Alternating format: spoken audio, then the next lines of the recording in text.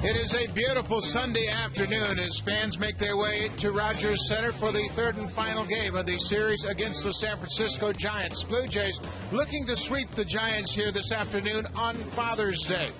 Great pitching matchup here today. Left-hander Jonathan Sanchez goes to the mound for the Giants against Sean Markham.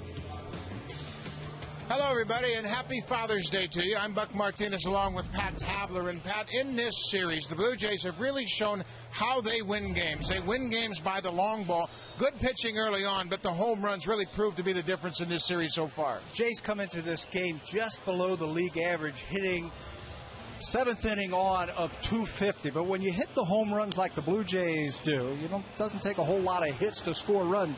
Edwin Encarnacion in the eighth inning breaks a 2-2 tie to win the game against Barry Zito on Friday night. And then Aaron Hill's going to get in on the act in yesterday's ball game. Matt Cain was pitching a superb ball game, gave up the two-run home run to Aaron Hill. So when you hit home runs like that and they've got power up and down the lineup, you're never out of a game. Well, it really makes it difficult when you have five guys in your lineup with 10 or more home runs. It's really a balanced attack, and the pitchers on the other side can't really focus. From the mound, the Blue Jays have been getting great pitching. Brandon Morrow on Friday night really straightened himself out, and then Jesse Litch on Saturday was great. It's been a game of adjustments, I think, for the starting pitchers so far in this series for the Blue Jays. It took 33 pitches for Brandon Morrow to get through the first inning, but then he found it. Kept the hitters off balance with off-speed stuff. Jesse Litch the same way. He had to make adjustments also in his game. Went back more to the fastball and the sinkers. A lot more balls on the ground when Litch was in there. 7 strong innings for Jesse Litch. And then when they had to turn it over to the bullpen, it was Kevin Gregg. He gets save number 17 with just 5 pitches in the 9th inning in the first game. Back at it again yesterday, just 11 pitches. So the Blue Jays pitching has been good from top to bottom. Well, so far in this series, they've hit the ball well, they've thrown the ball well, and the defense has been outstanding. And for more on the defense, let's check in with Sam Cosentino. Well, Buck, the unheralded part of the game for the Blue Jays throughout the course of the series. Let's first touch on the bullpen. 5 innings pitched, allowing just 1 hit and 1 walk. That was intentional, but the defense has been spectacular, as you mentioned. We take you back to Friday night with Pat Burrell at the plate. He hits this ball down the right field line. Jose Bautista does a good job first on the deke and then on the relay. A perfect throw to Hill, who relays to Molina to get Aubrey Huff at the plate. The fine defense would continue to end the game. Edwin Encarnacion diving play towards the line, throws out Buster Posey to end the game. And Posey would be robbed once again yesterday. Alex Gonzalez up the middle from his knees, gets him by a couple of steps for sure. And then with Sean Camp in the game, Molina slicer to right center field. Bautista runs it down, saving 1 and maybe 2 runs. The defense has been fantastic all series long. And the Blue Jays will look to sweep the series. They've got a good start from Brandon Morrow. Good defense all around the field. Clutch home runs. Edwin Encarnacion's had a great series. Jesse Litch on Saturday was terrific. Sean Markham will try to wrap up the sweep here this afternoon against San Francisco.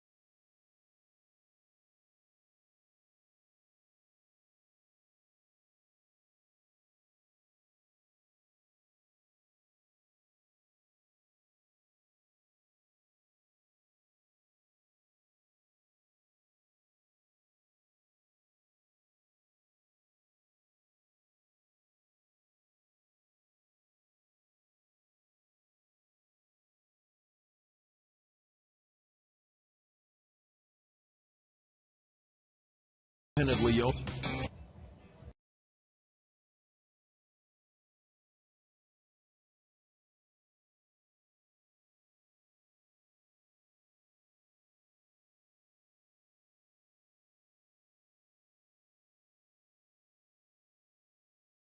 Or Home Hardware Building Center.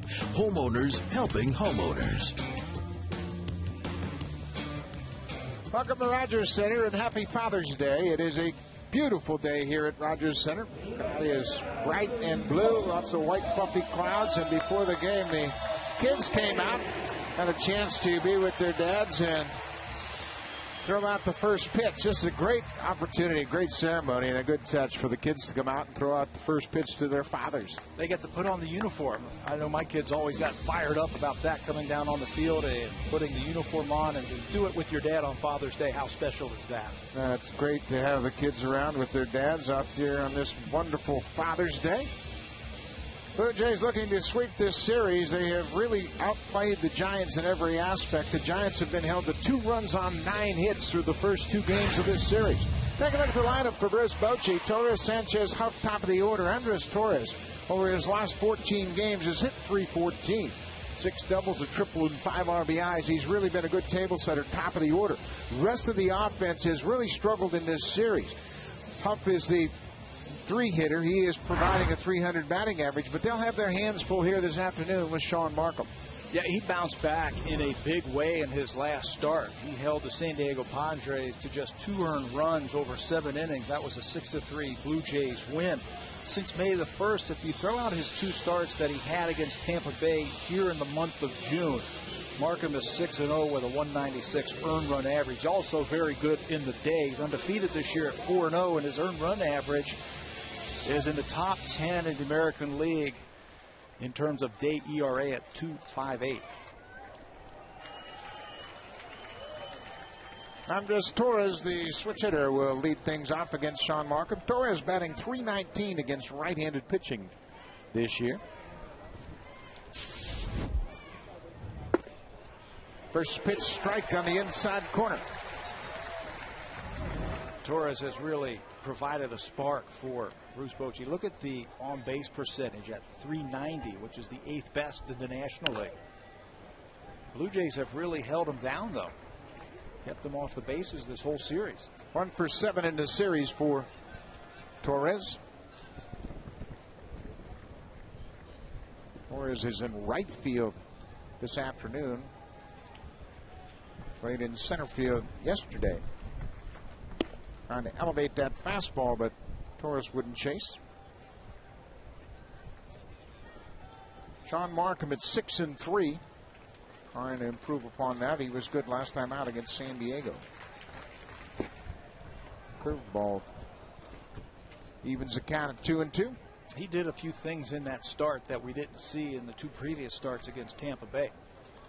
Went away from some of his strengths. Against Tampa Bay, he kind of really made some adjustments and got away from that changeup. There's the changeup for the strikeout. First strikeout of the afternoon for Sean Markham. It's such a big part of what he does, and when he goes away from that, trying to make adjustments against Tampa, you see the grip that he has. That ball just disappears on Torres. Use the curveball pitch inside and use that changeup, and he's been very effective doing that. One out now for Freddie Sanchez. Sanchez, the second baseman, 1 for 7 in the series. There's that inside fastball that pushes Sanchez back. Sanchez had his hitting streak stopped yesterday. It was at 7 games. Jesse Litz really handled him well.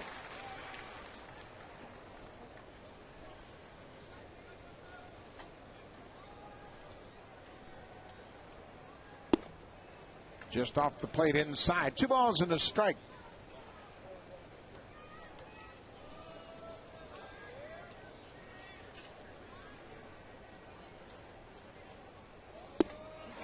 Cutter down and away. Might have been that cut changeup he throws so effectively. Yeah, he throws a couple different types of changeups. As you see the numbers for Markham in interleague, he's been very good less than a hit an inning, 5-1 with a very good earned run average. On the fists, just over the head of Gonzalez into center field. A one-out base hit for Sanchez. We were talking about the different types of changeups that Sean Markham possesses and he uses in the game. So you need to really look for anything. Fastball, cutter, curveball, two-seamer, the slider, the change, anything at any time. Plenty of strikes for Sean Markham, just 18 base on balls this year. The thing that's very impressive is he has been able to keep it into the yard. No home runs over his last 41 1/3 innings pitched here at Rogers Center. One out now for Aubrey Huff. First pitch strike on the inside corner.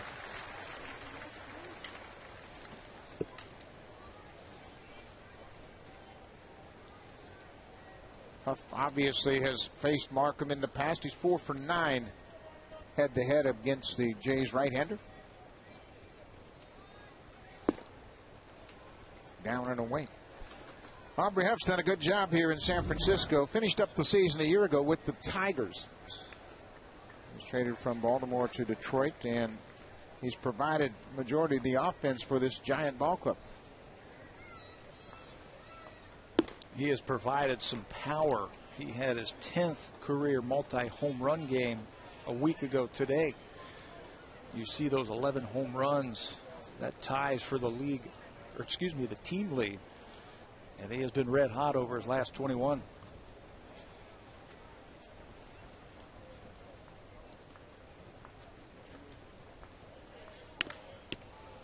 Just outside first base, foul ball. That runs the count to 2-2.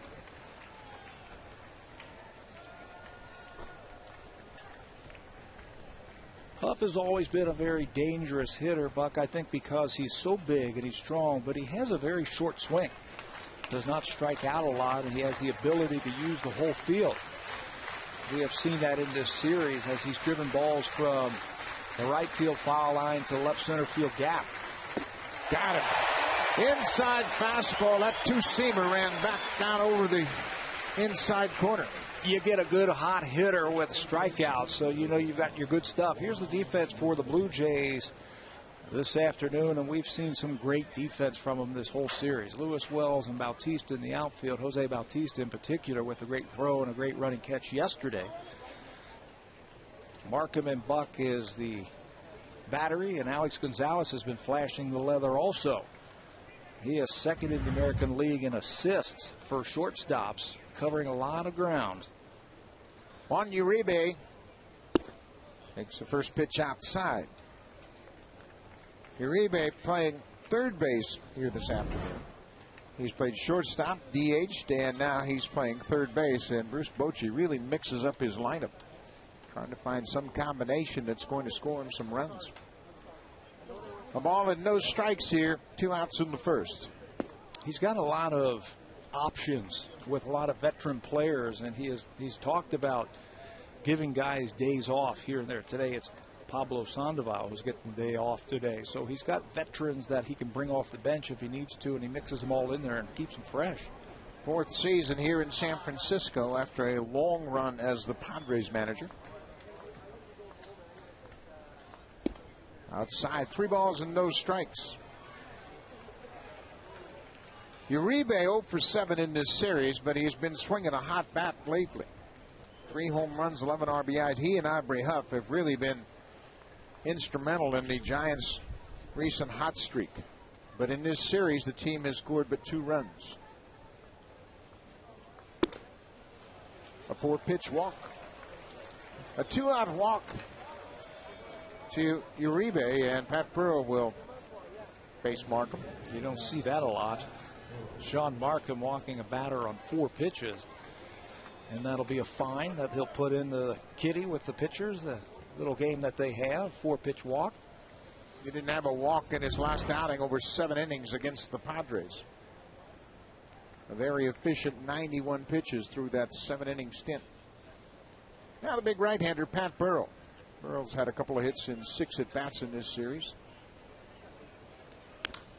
Comes at the first pitch and hits it right back to Pat Tabler. Eddie, you got to catch that ball. That's an E. That's an E. Yeah, we got the ball, but it was bobbled. That's an error. You got to have that ball. Yeah, he had him played perfectly. Straight up. Very good. Bring it over this way. We'll catch it. No balls and a strike. 2 outs here in the first. Pat Burrell, the DH this afternoon. Cut on and missed. 0-2. Now, one thing that Sean Markham has been able to do throughout his career is make adjustments middle of the inning. He walked Uribe on 4 pitches and comes right back and jumps ahead of Pat Burrell. He has that ability also to pick out guys he wants to pitch to.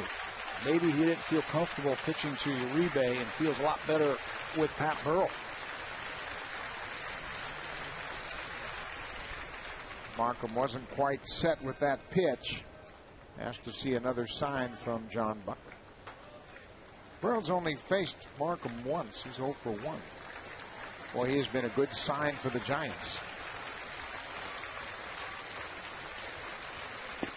Way outside.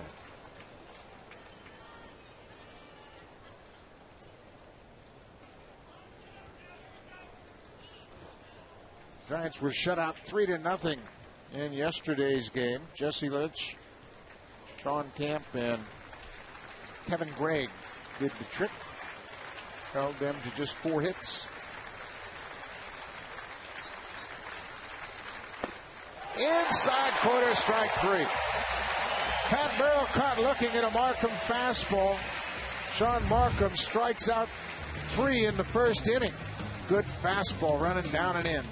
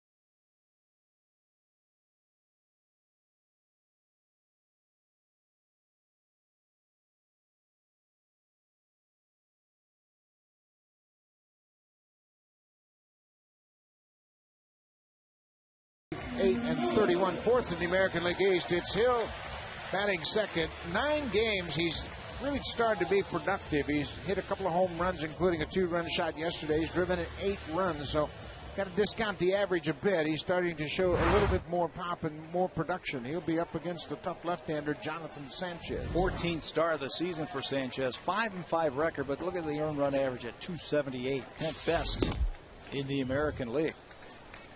This will be his first career start and second appearance versus the Blue Jays in his young career. Pitched against him in relief back in 2007. Good fastball at 92. I asked Fred Lewis about Sanchez. I said, you know him better than anybody on this team. He says, I got to be patient with him. I've got to make him throw strikes. I will see a fastball, but I've got to make sure he brings it down and throws strikes.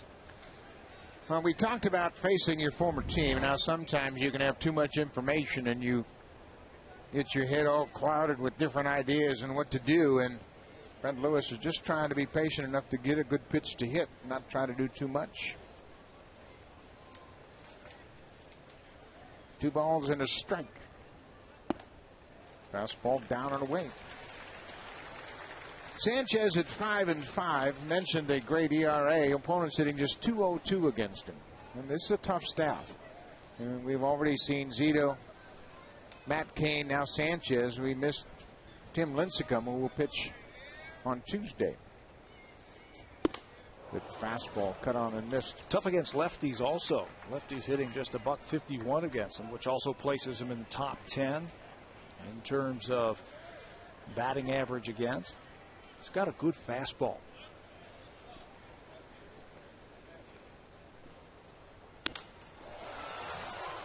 Into left field. Aubrey Huff comes in and makes the catch. One out here in the first. Let's take a little closer look at this afternoon's starter for the San Francisco Giants, Jonathan Sanchez. That sneaky fastball, nice easy delivery. He can pitch his fastball anywhere between 88 and 95. He needs to harness that slider. When he does that, he'll get a lot of strikeouts. And he's got no-hit stuff. He already has one of them. He threw 4 no-hitters when he was in college in Ohio. So the stuff is there. His no-hitter came last July against the San Diego Padres. It snapped a streak of 32 years without the Giants throwing a no-hitter. Aaron Hill makes the first pitch outside. 2 balls and no strikes. Who was the last pitcher to throw? I think I know. The Count. Was it the Count? Yeah. John Montefusco. September 29th, 1976. No-hit Atlanta. 3 balls and no strikes. The Giants have pitched 13 no-hitters. Doesn't sound like many, given all the great pitchers they had over their history. 3-0 in there for a strike. We had mentioned yesterday the Giants have more Hall of Famers than any organization in baseball. They have 29 Hall of Famers. Hard to believe, isn't it, when you talk about the Yankees and the Dodgers and some of those teams. Hill out in front of a fastball. But the Giants have been around forever. Well, they have been around forever. They've been a great organization. They have 18 National League pennants. They've won the World's Championship 5 times, World Series winners. A rich tradition. They have not won the World Series since '54 when they beat the Cleveland Indians. Tim Lincecum, 2-time Cy Young Award winner. Barry Zito to his left pitched a great game here on Friday.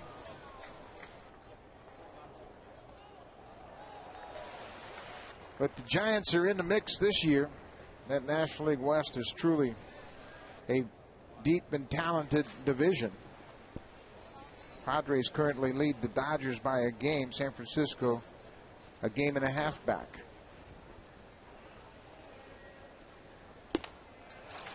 One out walk issued to Aaron Hill. Defensively for Bruce Bochy's team this afternoon, only the Minnesota Twins have committed more errors than this team here. They play good, sound, fundamental baseball. They don't beat themselves with that great pitching staff. Eli Whiteside's behind the plate tonight, or this afternoon. He is the personal catcher of Jonathan Sanchez. Just a young player, does a good job, though, handling the young left-hander.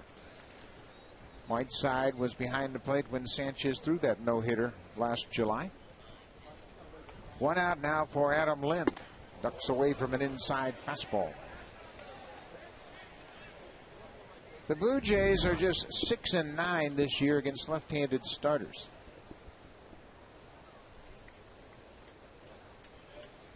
It's always been a challenge for them, and there's some pretty good left-handed starters in the American League they have to face. Ground ball, foul, first base. C.B. Buckner, the home plate umpire, had it all the way. He called it immediately when Posey grabbed the ball. Yeah, that's his call before the ball gets to first base.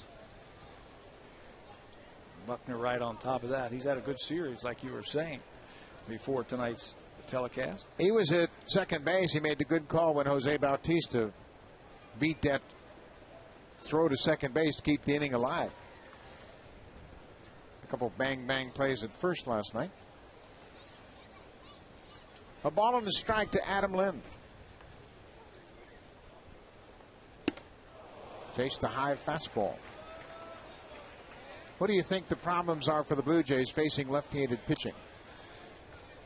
In the past, they have had a lot of success against them. They, a couple of years ago, I think as a team, they hit over 300 versus lefties. This year, not so. And I think one of the problems is the right-handed batters like the ball away from them, where they can extend and go through the ball. Lefties, the breaking ball is going to come in on them and tie them up. So that's just an adjustment that they're going to have to make. Get Sanchez to get the ball out over the plate where they can extend. 2 balls, 2 strikes to Adam Lind.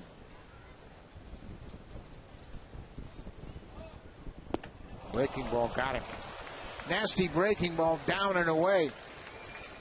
First strikeout for Sanchez. So when you throw 94, 95, you got to gear it up just a little bit. Adam Lind was looking for the fastball, and he got that good hard slider. Sanchez has really become a complete pitcher this year. Talking to some of the Giants people, they were saying, hey, he's got a splitter now, and he'll throw it 3-2. He's got a lot of confidence in his off-speed pitches, and he'll throw them when he's behind in the count. You do that and add what he has in that fastball, you can see why his ERA is so good. Vernon Wells makes the first pitch slider high. Blue Jays are hitting 194 against left-handed pitching, which is surprising given the fact they have so many good right-handed hitters in their lineup.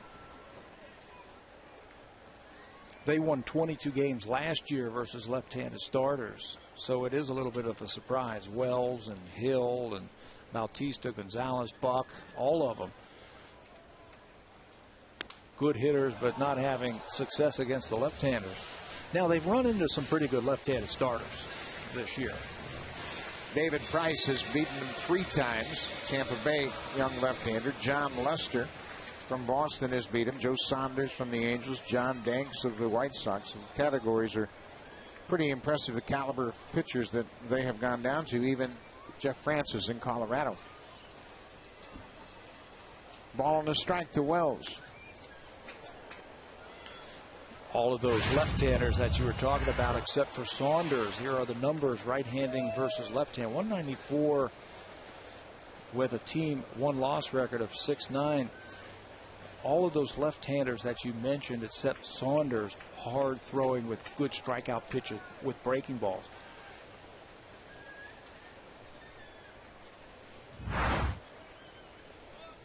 A ball and 2 strikes to Wells. First to throw to first base. David Price is leading the American League in ERA. Andy Pettit, another tough left-hander, he's 3rd. Cliff Lee, another tough left-hander, he's 4th. The quality arms are all over the place, and they're left-handed. Liriano's also in the top 10 from Minnesota. Vernon Wells, the appeal down to Doug Eddings, said no, and Eddings is getting some grief from the Giant dugout. That common little phrase coming out of that dugout, if he'd hit it, it'd have been a double. Meaning that he went around on the pitch. 2 balls, 2 strikes. We're in the bottom of the first.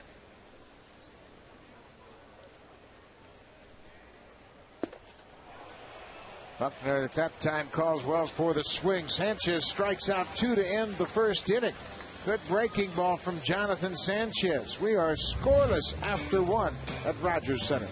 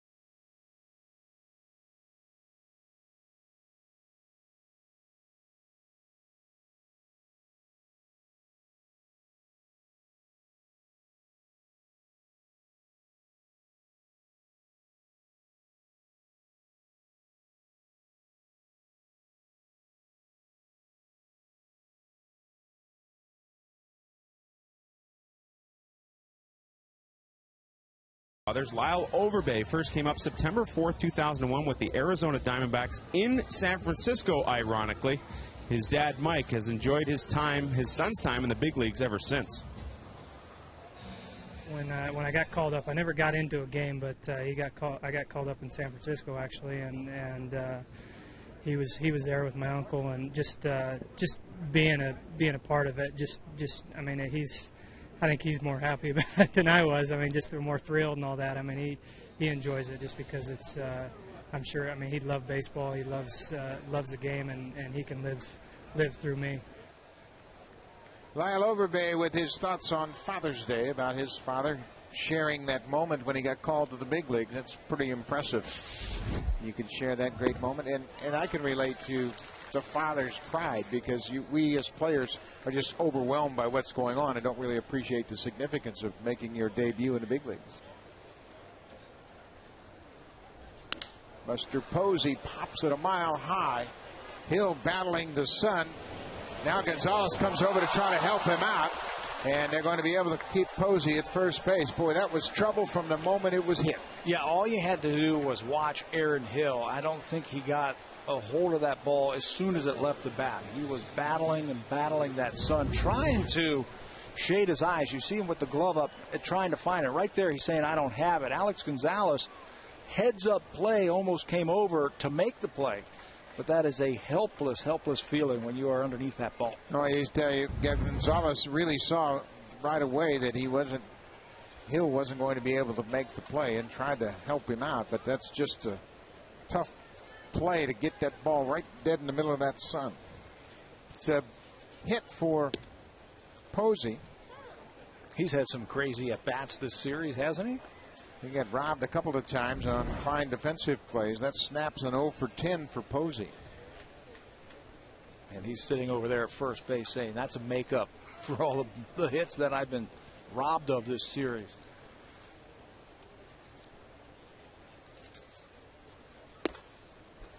Two balls and no strikes to the Giants shortstop, Edgar Renteria. Renteria is riding a mini 4-game hit streak. He is 5 for 13 during that stretch. Boy, he's had a tough season with injuries. 2 different injuries placed him on the disabled list. He had a groin injury early in May and then a hamstring toward the end of the month. And just his 25th start at shortstop this afternoon.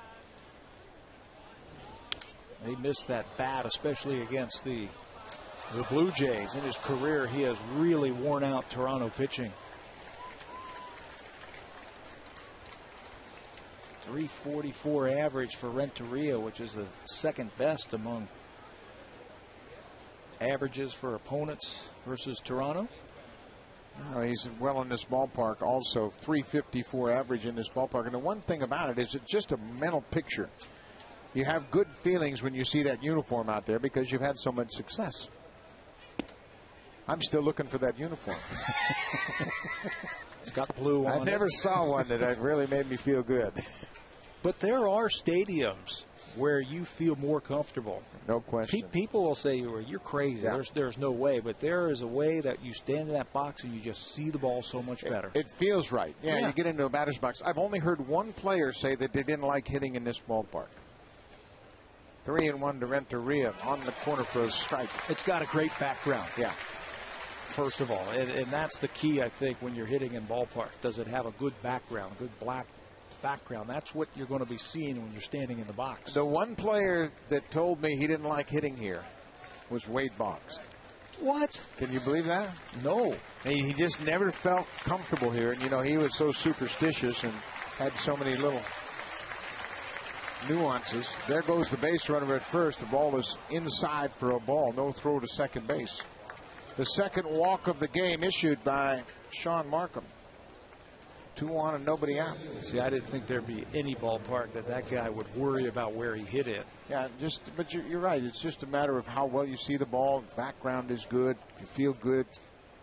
Sometimes the mounds seem farther away. And I think hitters like that feeling, but it's all about perception and how comfortable you are in an atmosphere. Didn't feel very comfortable in old Detroit Tiger Stadium. Well, that's funny. I loved hitting there. Did you? Yeah, it was just a great atmosphere, and we had so many great games there, of course. I didn't like it because the plate was cockeyed. Aaron Rowan cuts on the first pitch and misses.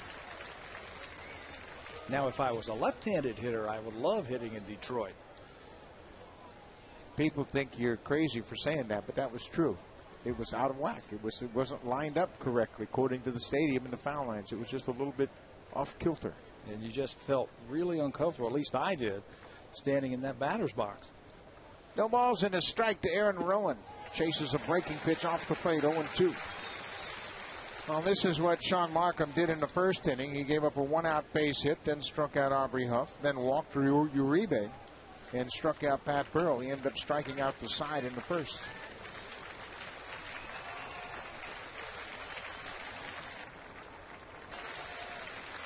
No balls and 2 strikes. Popped up.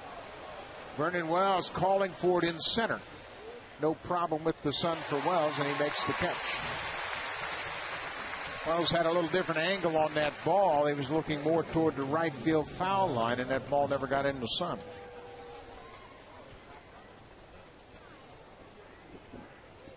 But you can see all the defenders are concerned about it. They constantly look up to see where that sun is and how they're going to have to position the ball, trying to keep it out of that sun. Early in this ballpark, the sun is awful for the right side of the infield.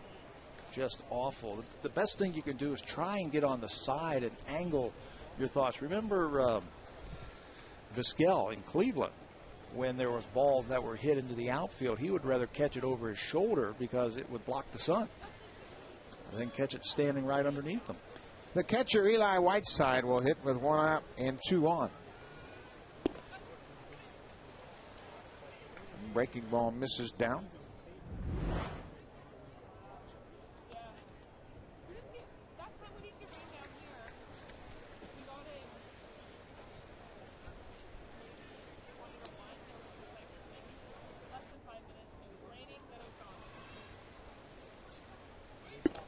One after a breaking ball. Evens the count at 1-1. Whiteside was a 6th-round pick of the Orioles in 2001. Came to the big leagues for just 9 games in Baltimore in 2005. Then he went to Minnesota, played in AAA with them, and came up to the big leagues last year, 49 games with the Giants. 2 balls and a strike.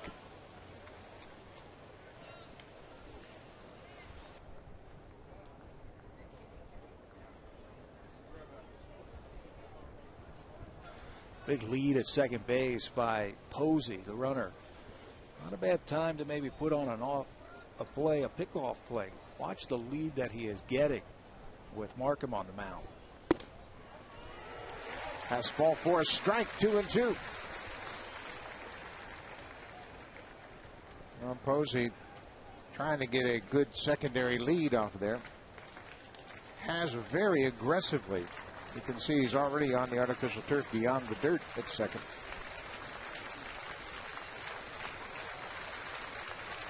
Two balls, 2 strikes. Change up in the dirt.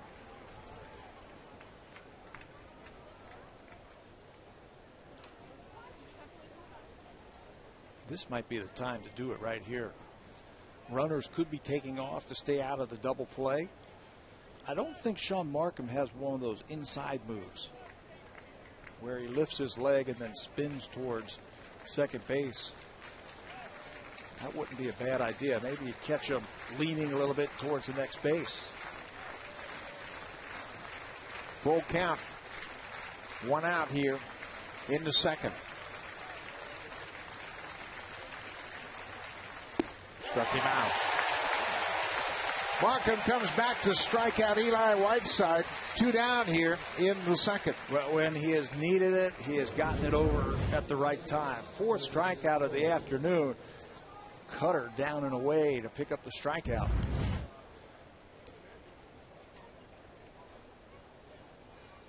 Markham stranded 2 in the first. He'd love to do the same here in the second.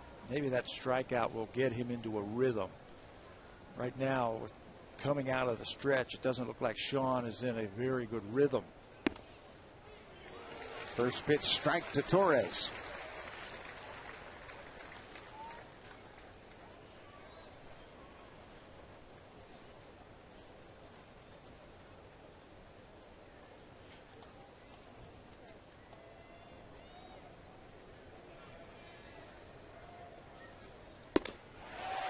0-2.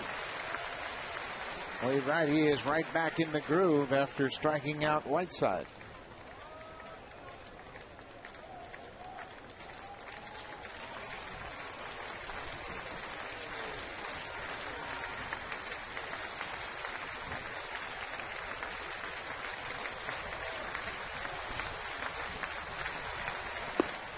Just off the plate. The Giants got things going here in the second. Aaron Hill lost the ball in the sun. Posey reached on the infield hit. And then Markham walked Renteria. So Rowan popped out and Whiteside struck out.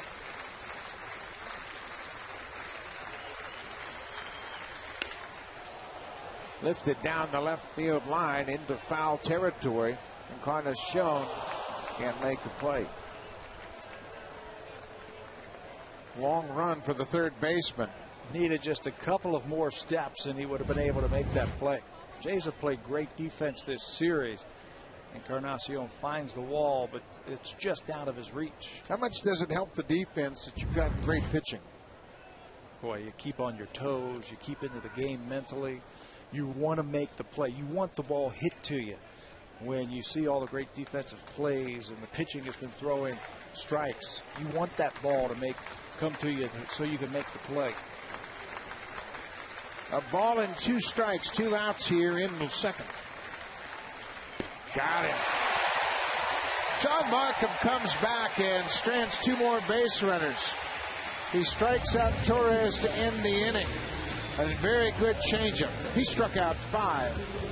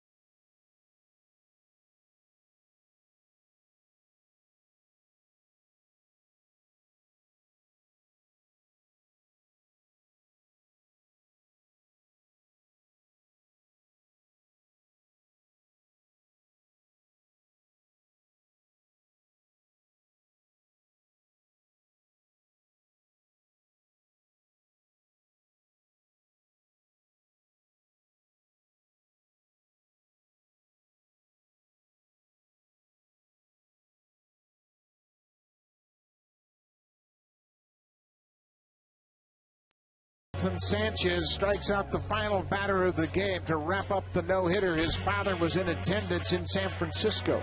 The 13th no-hitter thrown in San Francisco Giant history.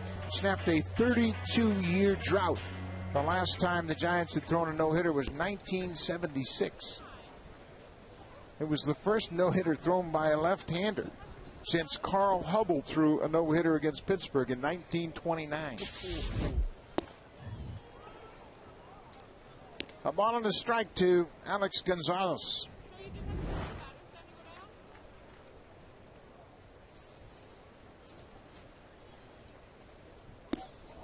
Chased a high fastball.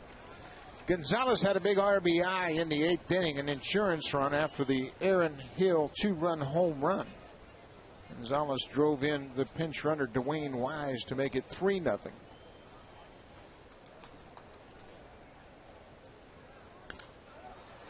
Popped back out of play. That was a good at bat because he shattered his bat, broke it right in half, but was able to get it into the outfield and right field for an add-on run. It came against Santiago Casilla. Casilla had been pounding him with fastballs, 98, 99 miles an hour, and threw a breaking ball, and Gonzalez flared it into right. Hot shot to Uribe, trying to find the handle and can't. Juan Uribe, starting at third base today, is charged with the air to start the second. Just the second start at third base for Uribe this season at third. This would be his fourth error of the season. Breaking ball turned on by Gonzalez, and Uribe, a natural shortstop, cannot come up with the ball. You got a lot of time at third base. Knock it down, pick it up, and throw him out, but he just can't find the handle. If he picks it up the first time, he might have a chance to throw Gonzalez out. So a man on for Jose Bautista. This is where the home runs really come into play. Take advantage of an opportunity. Get the air at third base. Bautista, with 18 home runs, has been mired in a slump. Jays did that yesterday after 2 outs, a 4-pitch walk, and then a 2-run homer. Had a long talk with Jose Bautista today before the game around the batting cage, and just talking about, what he's going through right now, and feels like the pitchers are pitching him differently. Away early, and then they try to come inside later in the count. There's a fastball for a strike, 2-1. Feels his timing's off just a little bit with his leg kick and everything like that. And I guess when you get into the season like this, middle to the end of June, you wear down just a little bit.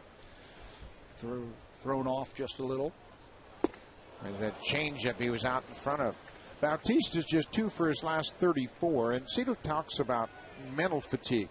He thinks that's even more dangerous than physical fatigue when a guy really starts to get down on himself. Yeah, your mind isn't tired. You're just thinking negative thoughts, and you're trying to get yourself out of the predicament that you're in, the slump that you have, and you start thinking about, well, is it my hands, or is it my feet, is it my arms, my head, everything like that. And one of the things that Jose wants to try and do is just clear his mind and let his natural ability come through.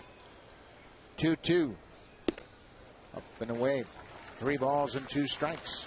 He also feels like when he is hitting well, he is seeing the ball a lot. How many times did we comment the last time they were in town at how he was taking those borderline pitches, but he was in hitting position and ready to swing the bat.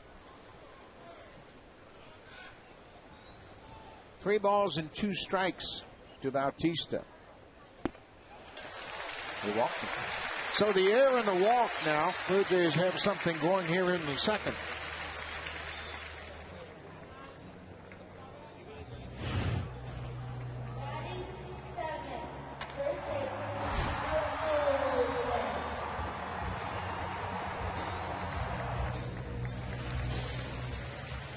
Back here at Rogers Center, we are scoreless, bottom of the second.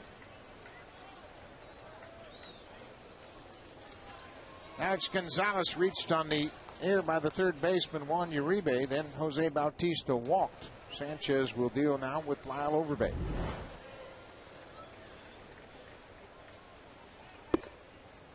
In off the plate for a ball. Overbay 1 for 3 with a double in yesterday's game. He was 0 for 3 on Friday night. Father's Day, June 20th, 2010. 2 balls and no strikes. Sanchez not sure why that was a ball. Looked in just a little bit long, wondering where that ball was. Sanchez has been tough when runners get on base. His stuff allows him to get out of trouble, a lot like Sean Markham in the top of the inning. 3-0.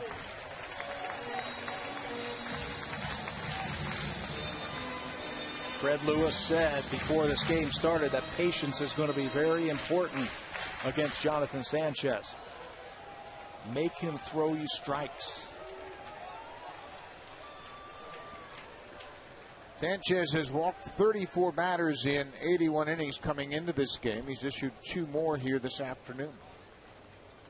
Overbay ahead in the count, 3-0.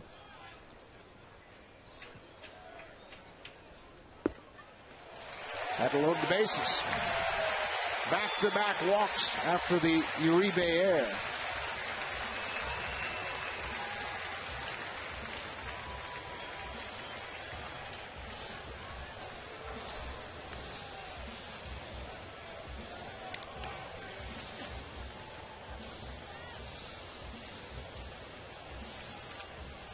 38 pitches now for Sanchez. 2 more balls than strikes. He's going to get a visit from pitching coach Dave Brigetti. Brigetti has done a great job with this young pitching staff. They're all young, they're all talented. His mantra, be aggressive and throw strikes. Use your fastball. Well, Brigetti had a great fastball when he pitched. He, too, is an author of a no-hitter. Threw it on 4th of July for the New York Yankees. Bases are loaded for John Buck. The Blue Jays have not hit a grand slam this year. Buck, one of 5 hitters in the lineup with double-digit home runs. Swings at the first pitch and taps it foul. They really haven't hit very well in this situation. Bases loaded. Just a team average of 115. I have no problem with him swinging at the first pitch after he walked those first 2 batters. No, nor do I. Nope. You expect to get a strike on that first pitch. You look for that first one, and if it's a good one, boy, let it go. Try and clear the bases. No problem at all about that. Bases are loaded. Nobody out.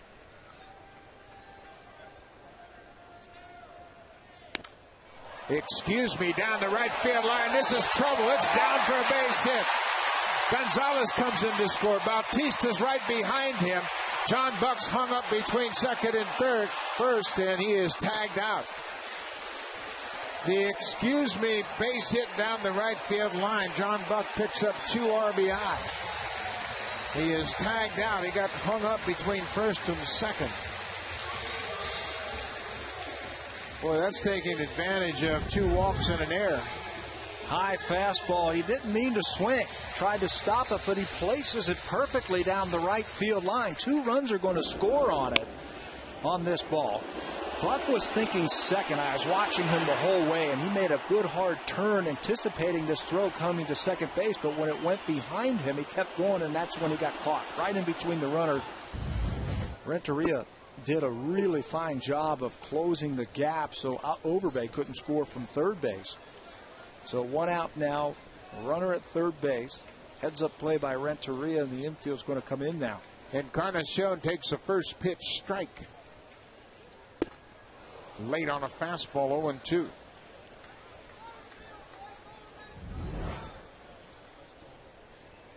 We talked timely hitting all weekend long. And that was a timely hit, certainly. Bases loaded and no outs. Chased the breaking ball in the dirt. He'll have to be tagged out, and he is now out because he left the dirt area. C.B. Buckner calling him out. So Encarnacion goes down on strikes.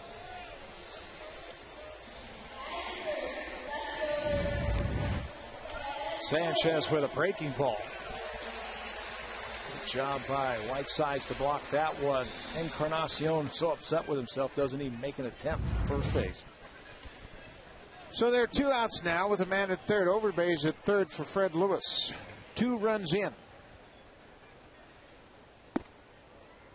Off the plate inside. Sanchez is not getting that inside corner, and just asked C.B. Buckner if it was off the plate.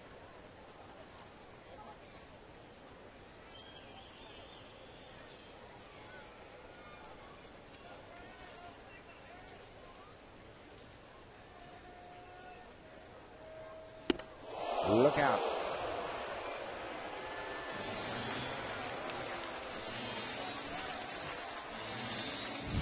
Trying to throw this one right through the catcher, and it gets away from him, up and in. A little chin music for Freddie Lewis.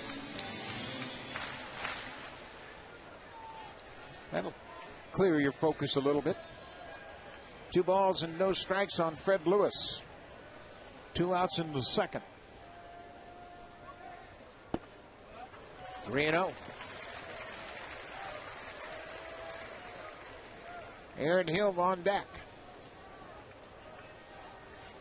Hill walked in his first at bat. Sanchez has walked 2 in this inning. Make it 3. A 2-out walk to Fred Lewis. This was the scenario that Hill faced in last night's game, yesterday afternoon. After a 2-out walk to Fred Lewis, Aaron Hill hit a 2-run home run. Showing some patience at the plate. The walk, 1-1. Watch where the catcher sets up. He wants it away, but it's more down the middle of the plate. Not as high as some of the other pitches that Aaron Hill was swinging at in the game. That one a little bit lower, and he unloads on Matt Cain. Very aggressive first pitch hitter, Aaron Hill. Lays off the first pitch fastball.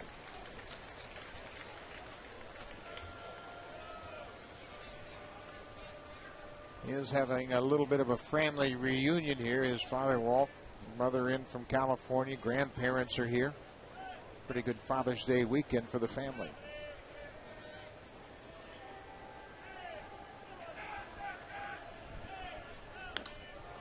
Good swing there. Aggressive swing. You have to keep being aggressive and seeing the ball. Good things are going to happen. I saw him after the game yesterday, and I said, congratulations on that home run. It was great. He said, well, at least it wasn't another pop-up. That's the thing about Aaron Hill. It doesn't seem to let past failures hurt him his next time up.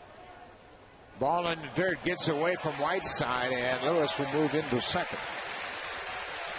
So now there are 2 runners in scoring position for Aaron Hill.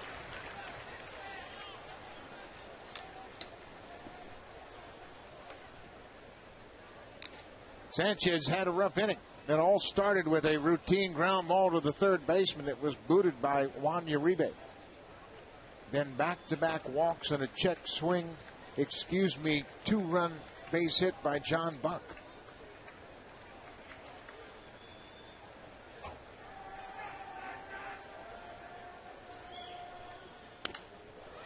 Pop back. Mechanically, there are so many things hitters think about.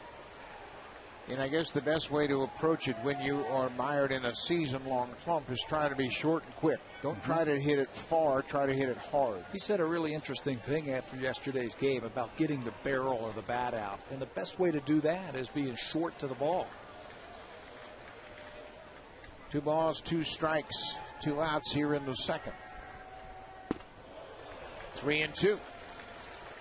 You know, as a hitter, when you sense that a pitcher is really struggling to get pitches over the plate, you can sit on that one pitch. And if he throws it there, be ready for it. 29 pitches this inning for Sanchez.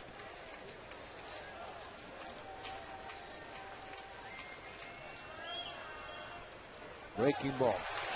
He walks and he had the base open with the left-handed hitting Lind on deck. Didn't want to give in to Hill in that situation. Yeah, not a bad idea to throw a breaking ball. Maybe Aaron Hill will get himself out. Dave Rigetti up, call down to the bullpen. Sanchez has walked 4 in this inning.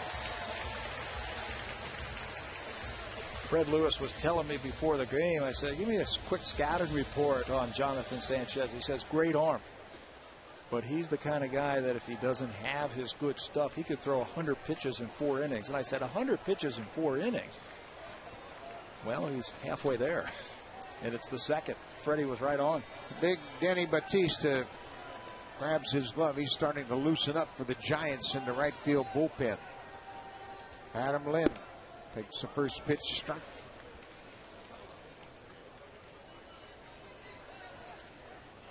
Then struck out on a wicked slider in his first at bat.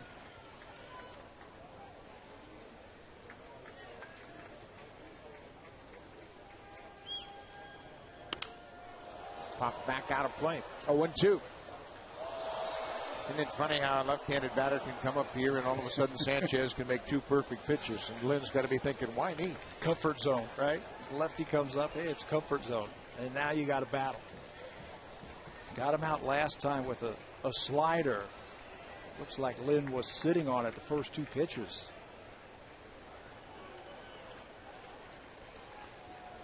No balls and 2 strikes. Bounced in the dirt. What a job by Whiteside. He just saved a run for the Giants. He smothered that breaking ball. When you call for a breaking ball, you anticipate it in the dirt. He did a great job. Keep those shoulders square to the baseball coming in.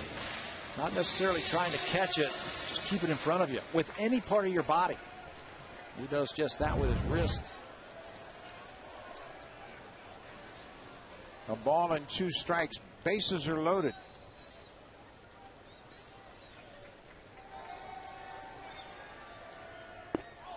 Got him with a breaking ball.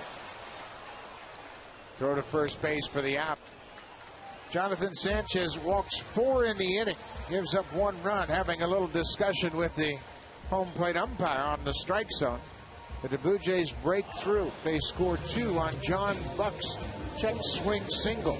Gorgeous day in Toronto. Blue Jays out in front, 2-0.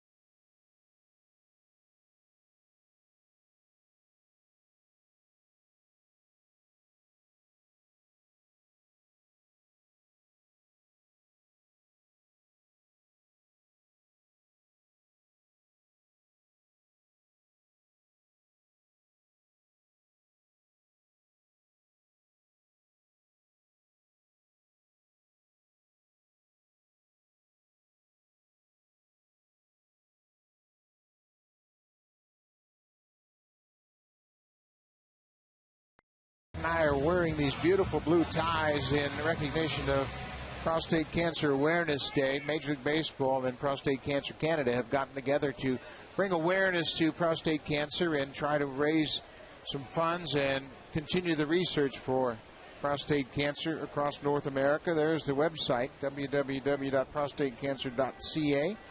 Prostate Cancer Awareness Day, Father's Day, and all the ball players, the umpires, all wearing blue wristbands in significance, trying to raise awareness and do some good work to raise some funds.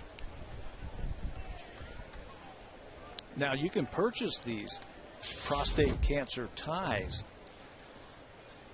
Just visit that website that we just threw up there, www.prostatecancer.ca, and go ahead and make a purchase. It goes to a great cause.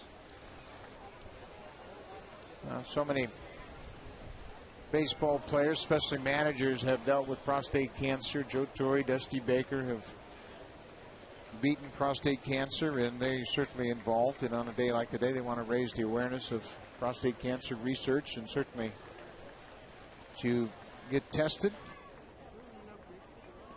A ball and 2 strikes to Freddie Sanchez. Blue Jays lead at 2-0. They scored 2 runs on John Buck's single to right. Sean Markham's done a great job of pitching around some control problems early. He has walked 2 in this inning, in this game, and given up 2 hits. Both of these pitchers have not found their groove or their mojo right now. Sanchez struggled with walks. You mentioned 4 last inning, 5 for the game. Sean Markham came into this game with just 18 base on balls all season long. Ground ball to the shortstop, backhanded by Gonzalez on the money to Overbay. 1 out. Let's check in with Sam Casentino. Well, Buck, with a special guest who I know you spent some time with here recently. Walt Hill is the father of Aaron. And first of all, Walt, happy Father's Day. Thank you very much. And secondly, tell us a little bit about the gift you received this morning. It was great.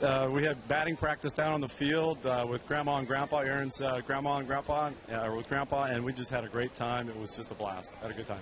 Any Father's Day recollections between you and your son going back in his baseball career? Well, one special moment stands out. We were at the LSU College World Series. My younger son was there. Aaron was up to bat. He hits a foul ball. Michael, my son, catches it in the midst of 30,000 people on Father's Day. So that was pretty special.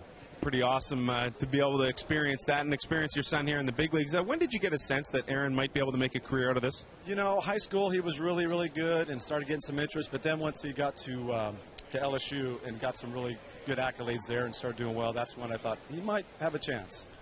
And as a father, Aaron now being a father, how's that experience been sharing with him? It's been awesome. I've just been so happy for him, and that he's doing so well, and he's such a great kid, and just a pleasure to watch him play. Thanks for your time, Walt. All right, you bet, Sam. Thanks, Sammy. As you watch Aubrey Huff circle the bases, he has just hit a home run into the second deck to put the Giants on the board, and Aubrey Huff always enjoys hitting here at Rogers Center. Huff, his 15th home run here at Rogers Center. A deep drive to the seats in the second deck. Looked like he wanted to go underneath the hands of Aubrey Huff and got it up right into the wheelhouse. Cutter deposited for his 12th home run.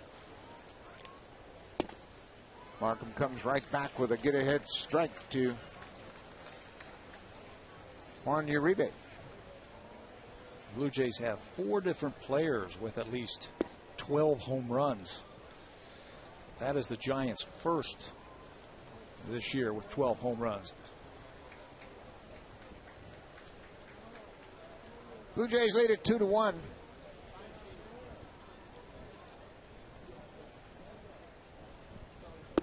Uribe took the 4-pitch walk in the first inning.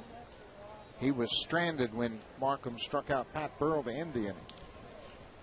That walk was his 24th of the season. One of the things that Uribe has talked about is he's a little bit more patient this year. 25 walks all of last season for Uribe. His career high is just 34 base on balls, so he feels like he's a more patient hitter this year, and it shows in his average and his production.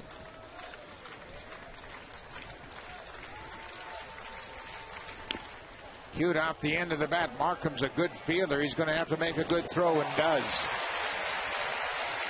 Markham just took that ball and continued his momentum into foul ground, threw back across his body to Overbay. He had a couple of options. He could have gathered and thrown from the inside part of the baseline, but his athleticism, like you said, takes him into foul territory. And with that snap throw, he's able to clear himself and give Lyle Overbay a chance to see the ball. I'll tell you what, people are going to have to consider Sean Markham for a Gold Glove.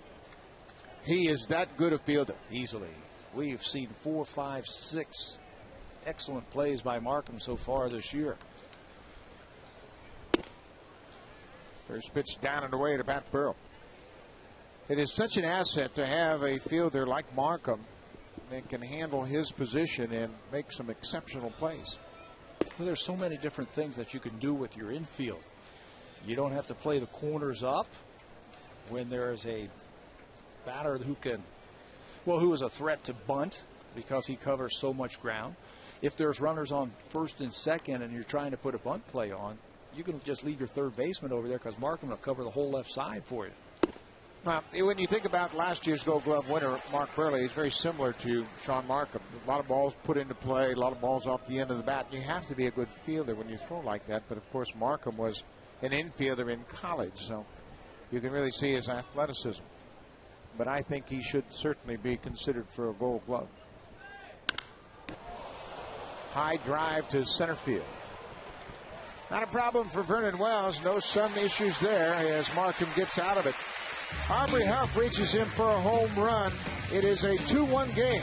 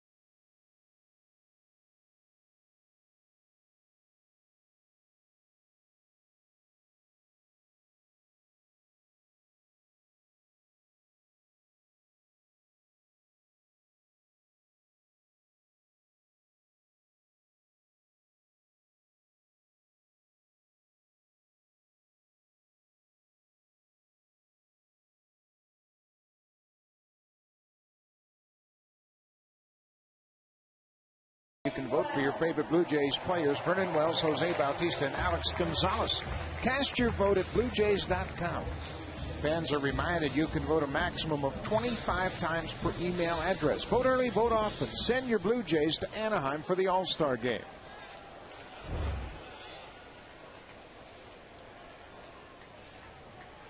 Vernon Wells will start things off here in the third inning for the Blue Jays. Swings at the first pitch and misses. Blue Jays trying to sweep the Giants. They lead 2-1 here in the third inning. Off the plate outside. For all those young pitchers who are out there and you're thinking about, well, do I have a chance to make it to the major leagues? I think Jonathan Sanchez is a great example of never giving up. This guy was a 27th round draft pick by the San Francisco Giants back in 2004. He didn't start playing sports till he was 13 years old. Just great natural athleticism. Drafted in the 27th round and made his way up here. You could see from that he's got some pretty good stuff. Just blows away Vernon Wells with a fastball. His 5th strikeout of the afternoon. Well, the Giants have played well overall in interleague play, but they have not fared well on the road. It seems as though they are not put together to take advantage of the DH. 0-5 this season. You would think that that would work out for them with the veterans that they have on their club, that they could come off the bench with the great pitching, should be able to nullify the DH. But it hasn't worked out for the Giants this year. Both Aubrey Huff and Pat Burrell, who spent a lot of time in the American League, are much more comfortable playing in the field than they are DHing. There's a high pop-up. Drifting into foul ground. Uribe, the third baseman, makes the catch. 2 quick outs here in the third. Both players haven't said it that you were just talking about, but you could just see it from their numbers. They're a lot better when they're playing every day in the outfield as opposed to DHing. Aubrey Huff has not played right field. He's at left field today, but right field consistently since he was a member of the Houston Astros a few years ago. Up until 3 weeks ago, he was mainly a DH with Baltimore and first baseman. Now, he was the Silver Slugger in 2008, a year before Adam Lind won that award. But now, since he's in the National League, he's played every day and flourished with the Giants. A ball on the strike to Jose Bautista. He walked and scored back in the second part of that 2-run second inning. Change up down.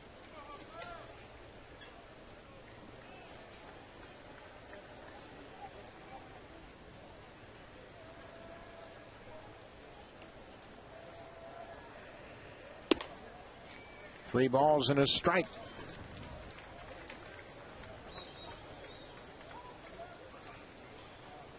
Sanchez has walked 5 Blue Jay hitters already this afternoon.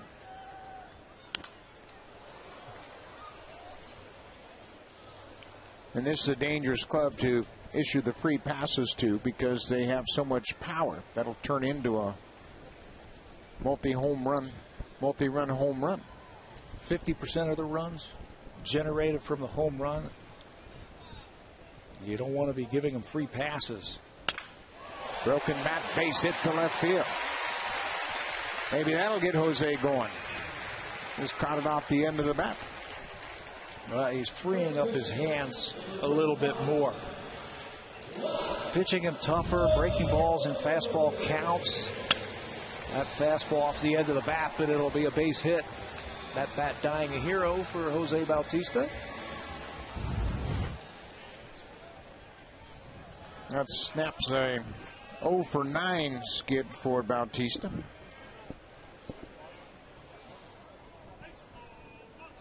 Lyle Overbay. Which, that's Overbay too, walked in the second inning.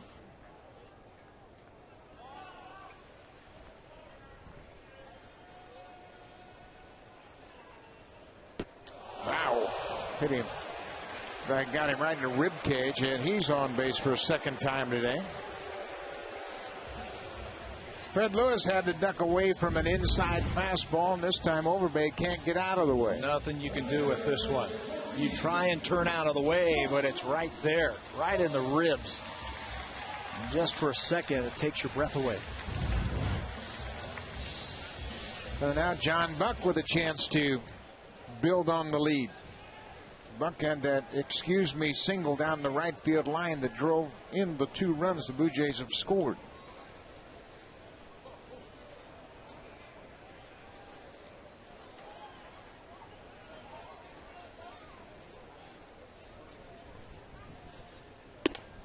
Up and away.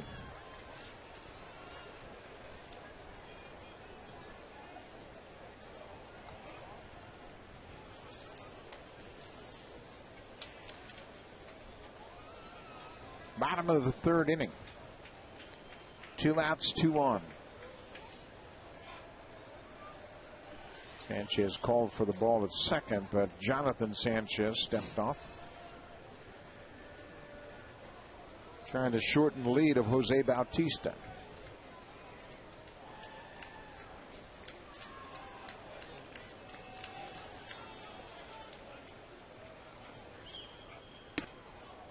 Two balls and no strikes. Boy, he just does not have a feel for any of his pitches this afternoon. It's like he's trying to guide it in there now. He has been pitching extremely well over his last 5 starts. He has given up just 8 earned runs over his last 5 starts. Today, he just can't seem to find that release point. John Buck, base hit left field. Bautista around third. Aubrey Huff with the throw to the plate. Here's the slide, not in time.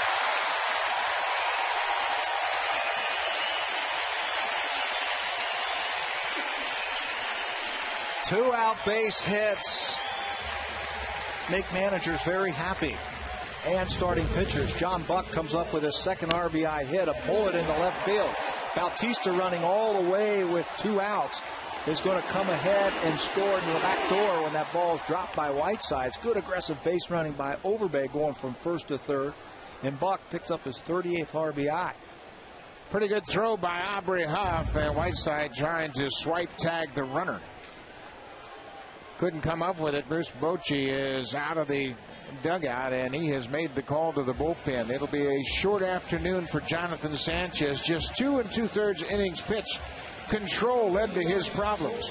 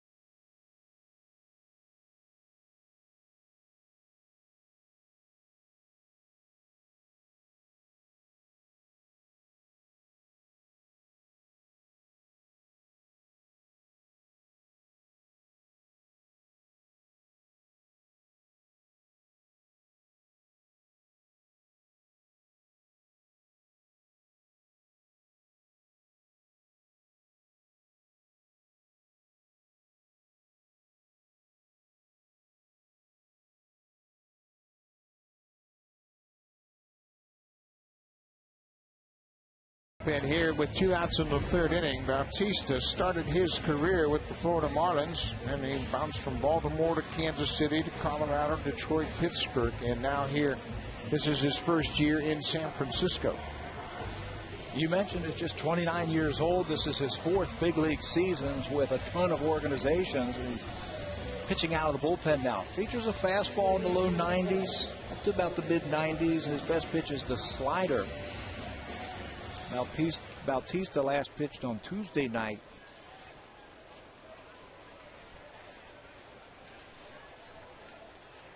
Jonathan Sanchez allowed just 3 hits, but walked 5 and hit a batter.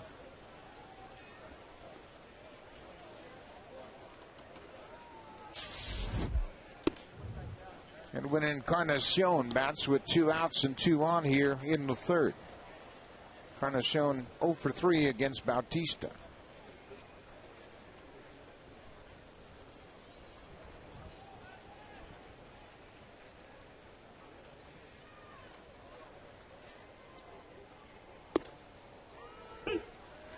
Cutter in there for a strike.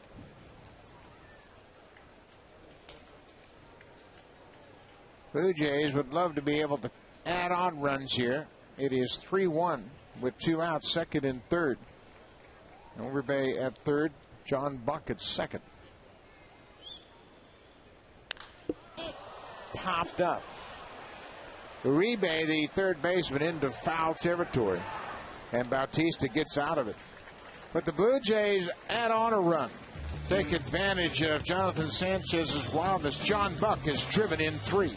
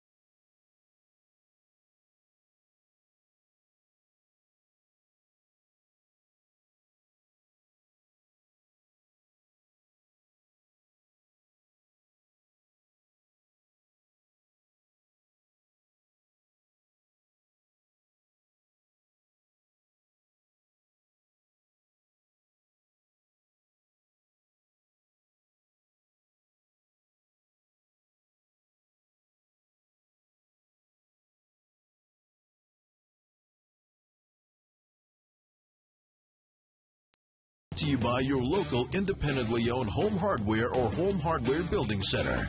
Homeowners helping homeowners.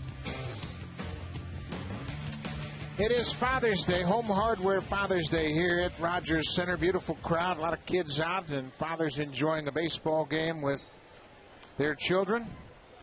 Entertained to another good ball game. Blue Jays lead it 3-1 here as we are set for play in the 4th inning. It couldn't be a more perfect day.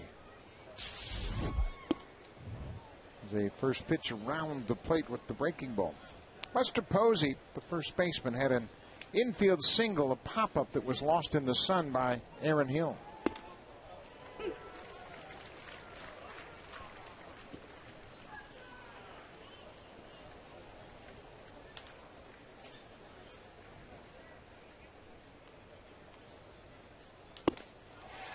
Late on a fastball. I think baseball's fascinating in that you can see a pitcher like Markham throw 86 and have a hitter late on a fastball, and then you have Sanchez who throws 92, 93, but everything is about the same speed. Curveball tapped on the ground. Big hop for Encarnacion. He skips the Overbay, and it's wide of first. Posey around first, headed for second. Hill had a shot at him, but couldn't come up with the ball. It'll be an error on the third baseman, Encarnacion. Looked like he tried to skip that ball on the artificial surface. 7th error of the season. I think if he crow hops, he throws this one flat-footed. And you're right, tries to bounce it, but it takes off on him. You want to bounce that ball right on the turf and give that first baseman a good chance to see it. That one got the dirt. It was floating on him. He'll be charged with an error. Aaron Hill did a good job of backing up the play and actually had a shot at Posey headed for second had he found the handle on the first try. So Posey's at second base with nobody out for Renteria.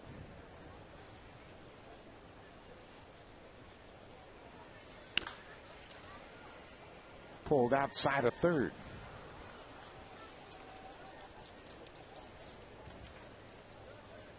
Renteria has always been more of a National League player than an American League player. He was traded to Boston in a very high-profile trade, and he got off to a terrible start and never really rebounded. Never felt comfortable fielding ground balls in Fenway Park. Plus, he took over for Nomar Garcia-Parra. Base hit left field. Posey had to hold up to make sure it was through the infield. He'll stop at third.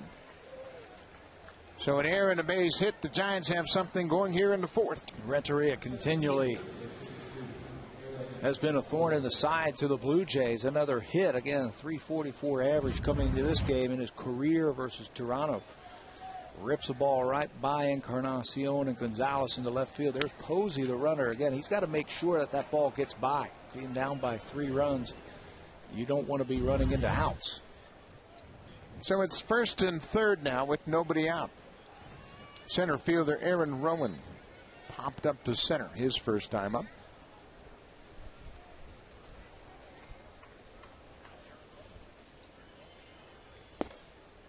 Makes the first pitch strike for Markham.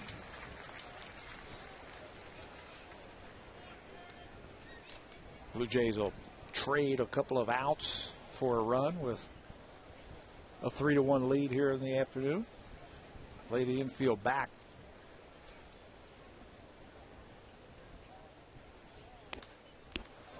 Waited on the breaking ball, but fouled it back to the screen. You see Markham pointing to himself that he'd made a mistake with that breaking ball, and he got away with one that stayed on the inside part of the plate. The thing about Sean Markham is when he finds that groove with all of his pitches, he becomes such a tough pitcher.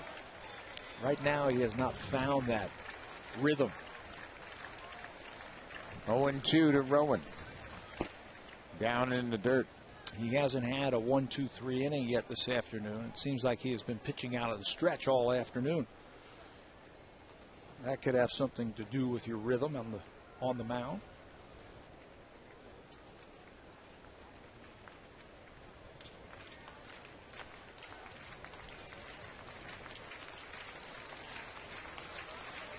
A ball and 2 strikes. Popped back out of play. Rowan started his major league career with the Chicago White Sox. He was a first-round draft pick in 1998. Played at Cal State Fullerton, same school Ricky Romero played collegiately at. Had a good run in Chicago, and then was traded to Philadelphia for Jim Thome. And then after 2 years in Philadelphia, opted for free agency and signed with the Giants in 2007. Outside 2-2. And no question about his toughness. Remember when he was with Philadelphia, when he went for that ball in right center field? Ran into the fence in right center field, and I think he broke his nose, and after that they added extra padding. Well, he forced them to add extra padding in Chicago, too, with the White Sox. He is not intimidated by the wall.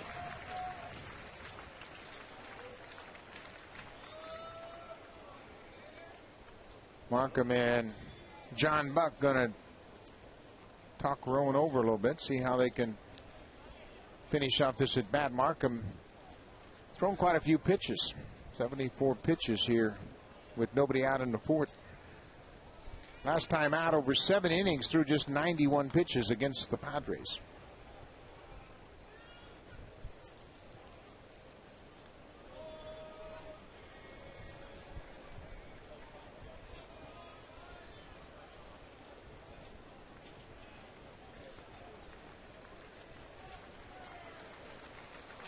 Two balls and 2 strikes. Ground ball third. Second base for one. Back to first base. Double play. Encarnacion to Hill to Overbay. A quick double play. 5-4-3. The Giants score a run on the play, but Markham will trade 2 outs for a run. They still have a 1-run lead. Yeah, he certainly will, especially when you're at home. Good play by Encarnacion to snag that hot shot. Makes a good throw to Hill. Just get it to the second baseman, and he'll do the rest. Hill does that. A good strong arm to get Rowan. No RBI for Aaron Rowan, but a run score for San Francisco. It's a 1-run game now. Eli Whiteside swings at the first pitch.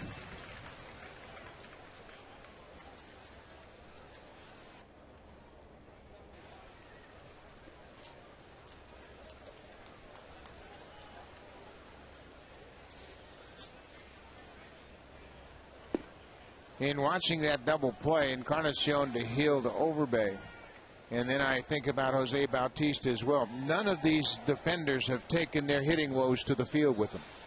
At no point this season have they let their batting struggles interfere with their good defense. That's such a great point. We have seen that before in all the years that we have played, where guys have struggled and their mind is not on the defense, and the next thing you know, the ball goes right between their legs and a big inning happens. A ball and 2 strikes. Strike 3 called. Eli Whiteside goes down for a second time this afternoon. Markham gives up a run, an unearned run, but he racks up his 5th strikeout. Blue Jays holding on to a 1-run lead.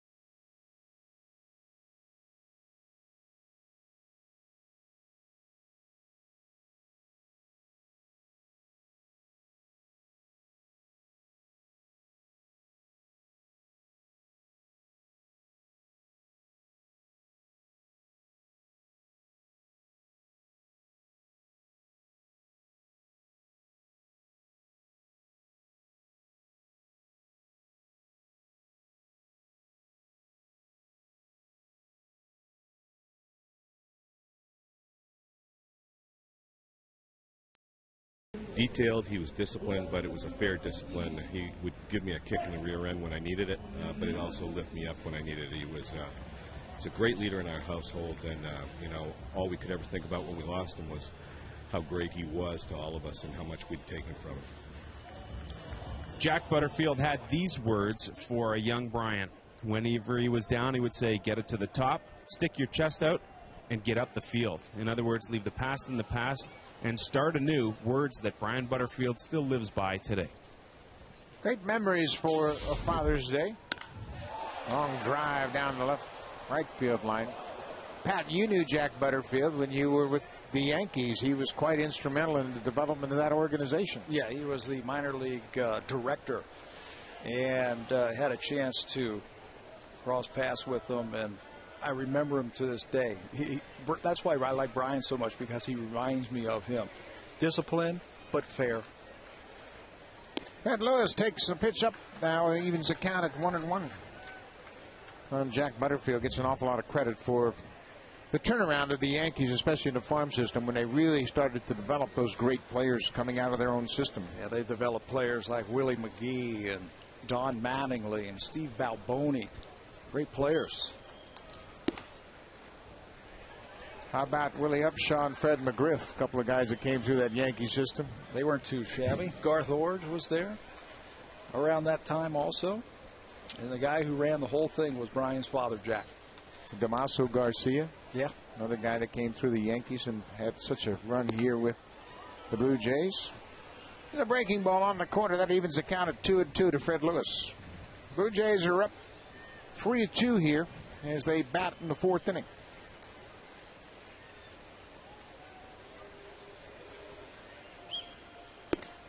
Just off the plate outside. That'll run the count to 4.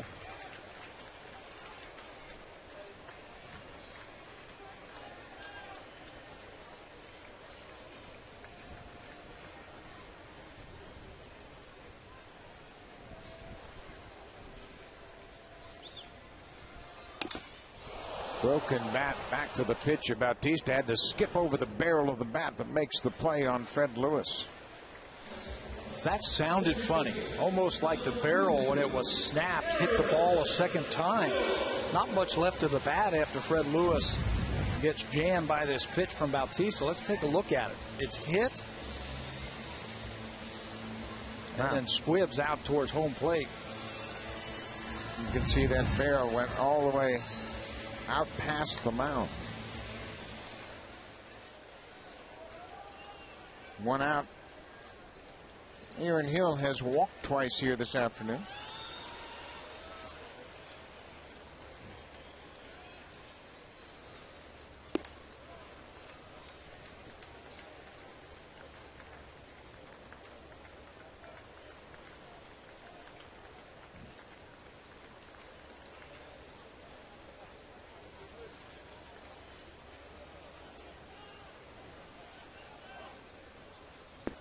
Breaking ball off the plate.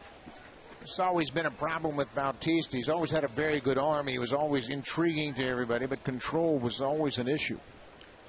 You look at his numbers when he can light up the radar gun. He can pump it in there at 97. But if you continually fall behind hitters and you haven't been able to develop that third pitch, you can see why he has spent so much time with so many different organizations. Reminds me a little bit of a pitcher who was here at the beginning of the season, Merkin Valdez.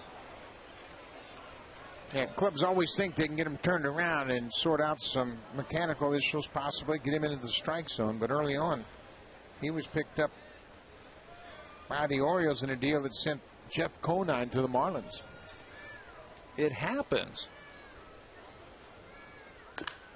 There are times where other organizations turn around a pitcher who doesn't have success with another organization. One guy who comes to mind is Matt Thornton for me. Brandon Morrow also. Boy, Matt Thornton's a great example. Seattle just kind of gave up on him, and he has become one of the toughest left-handers out of the bullpen in baseball. 2-2 to Aaron Hill, lifted to left field, shallow. Aubrey Huff on the run and makes the grab. Jonathan Sanchez lasted just 2 2/3 innings here today. This pitching line is brought to you by MLB 10, the show, only on PlayStation. His shortest outing of the season. He's been pitching so well his last 5 starts, averaging almost 8 innings every time out there. But this afternoon, just 3 hits in 2 2/3 innings, 5 walks, 1 hit batter. He is out of the game. Got a great arm, but control certainly a problem here this afternoon. And then a check swing booper really got things started for the Blue Jays. Fair ball down the right field line. That'll go up against the wall. Lind around first. He's headed to second. The throw in from right field is offline, and Adam Lind has his first hit. Well, one player I know who's happy that Jonathan Sanchez is out of the game is Adam Lind. Struck out his first 2 times up, now doesn't waste any time. Wrinkle breaking ball from Bautista just spins up there, and Bautista hits it, or Lind hits it right over the bag from Bautista for extra bases. 11th double of the season for Adam Lind, and he's in scoring position now. Vernon Wells has gone down on strikes twice.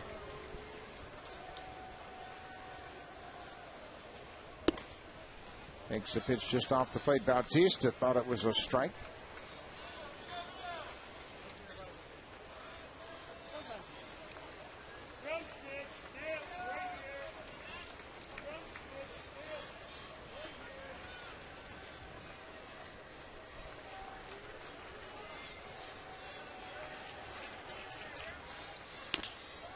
On the ground to shortstop. Renteria in time to retire Wells. Adam Lynn comes up with a double. Bautista gets out of it. Blue Jays still ahead, 3-2 here. We've played 4.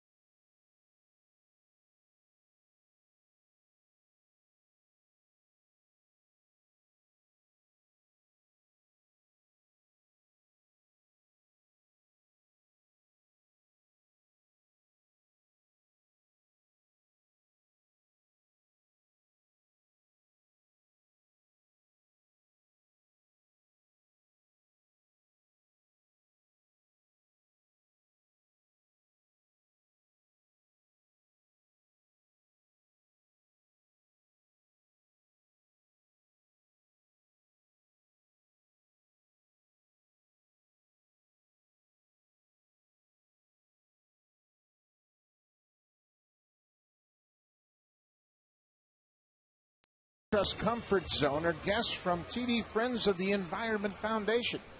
They're courtesy of TD Canada Trust, and you couldn't ask for a finer day here at Rogers Center. Beautiful day for baseball, a Father's Day, and the Blue Jays are out in front 3-2. Leadoff batter Andres Torres takes a first pitch breaking ball down. Torres has struck out twice this afternoon. He is now 1 for 9 in the series.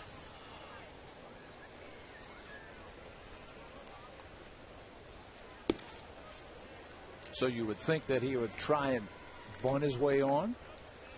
He's got a very good on-base percentage. Maybe take a look at Markham. The corner's third baseman is in against Torres, taking all the way 2-0.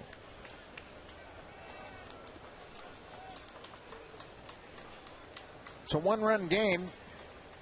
Torres' job right now is to get on base. He's got the count in his favor, 3 balls and no strikes. Right at the knees.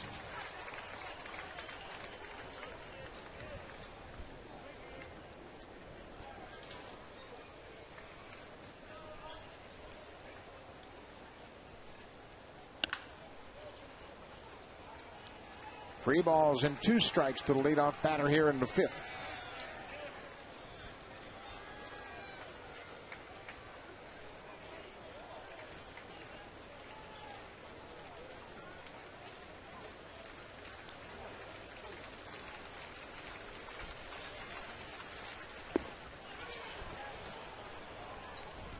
Changeup. No, says Kerwin Danley on the swing appeal. So Torres is aboard to start the 5th. He learned a little something from his first at bat. Same pitch that Markham struck him out on. With 2 strikes that time, he lays off of it. Good start here in the 5th for the Giants. 3rd walk for San Francisco against Markham. Giants have a lot of options here. Freddie Sanchez can really swing the bat. Torres can run. He has 11 steals.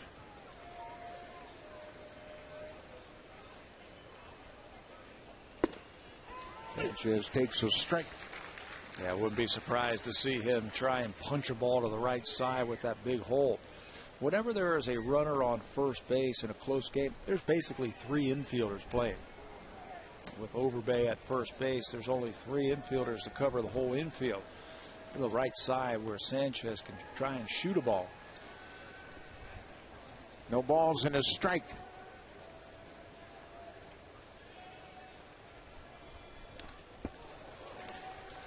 Fouled back to the screen. Cut fastball on the outside corner. Markham ahead 0-2.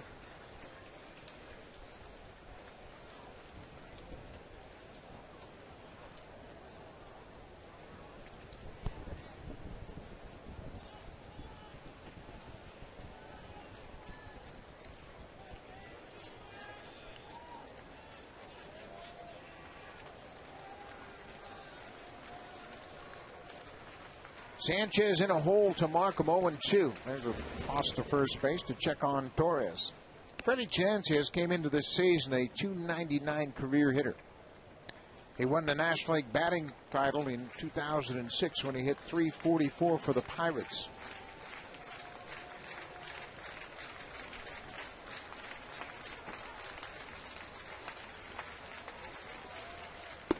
Strike three called. Fastball on the knees.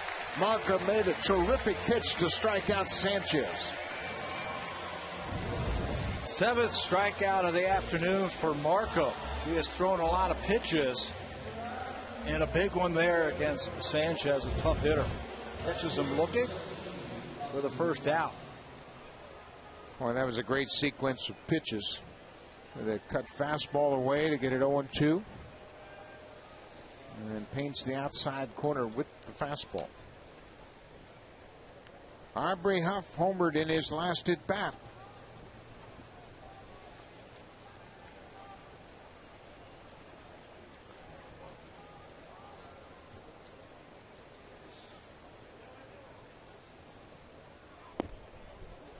Speed pitch just off the plate outside. Huff now has hit 24 home runs against the Blue Jays. Comes into this game with a .271 career average. This is his 148th game against Toronto.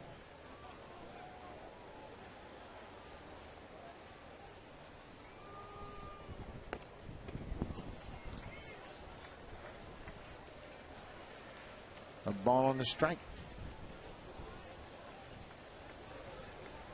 Boy, Markham, as he revs up the baseball behind the mound, you can bet the wheels are spinning trying to figure out where he's going next to Huff. Huff hit a long home run just inside the foul pole down the right field line, back into third.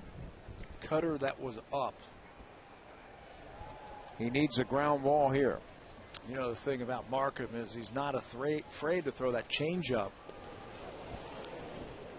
inside the left-handers.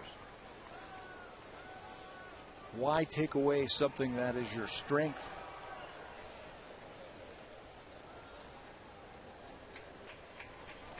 Torres walked. He's at first. Another quick throw. This entire series has been well played. Tight ball games. Blue Jays won the first game on Friday night 3-2.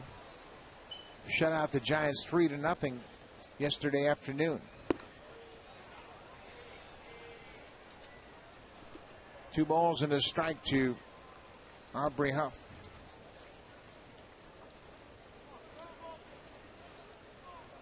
Huff now 3 for 9 in the series.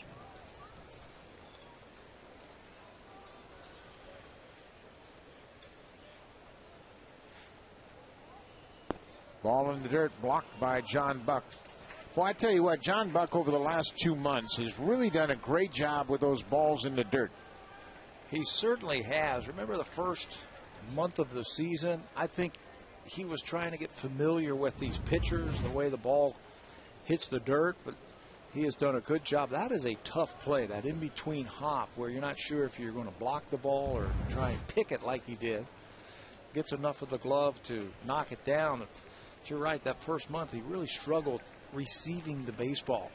Now he looks a lot more comfortable and has a better idea of what he wants to do. 3-1.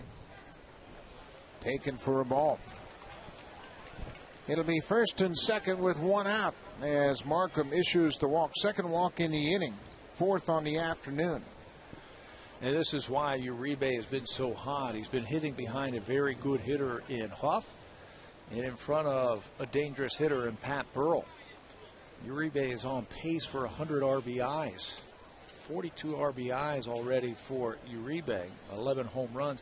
You know, the Giants have not had a player driving 100 runs since Barry Bonds back in 2004. That's a big void. First and second, 1 out. Uribe pops up the first pitch.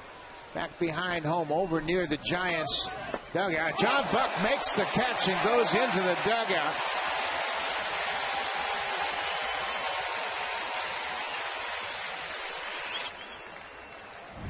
He's going to advance the runners a base because he went into the dugout. The batter is out here.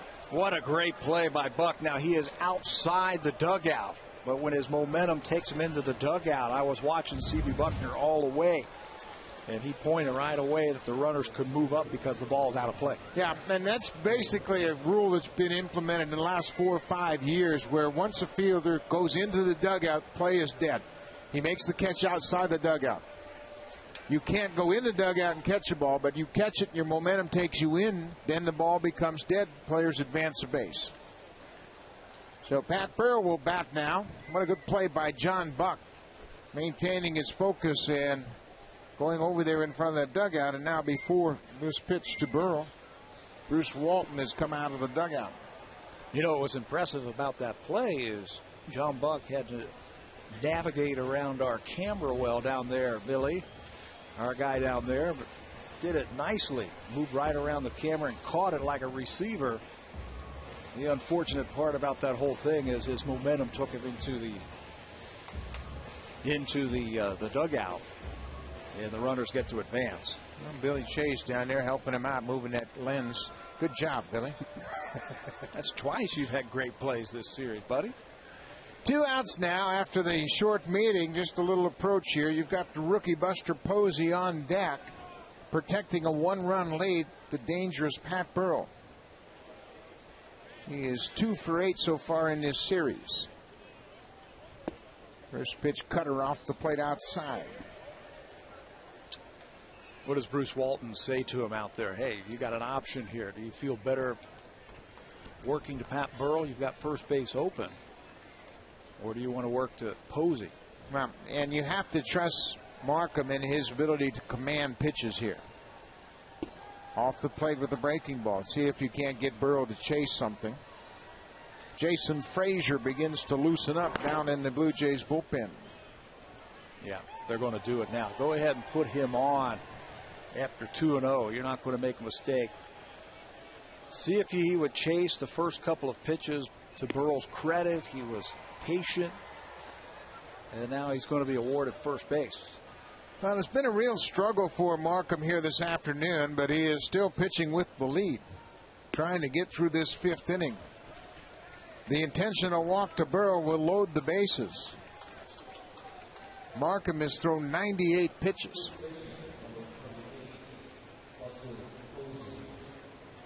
He took just 91 pitches to pitch 7 innings against the Padres last time out. So it'll be the rookie Buster Posey. He has singled and reached on an error.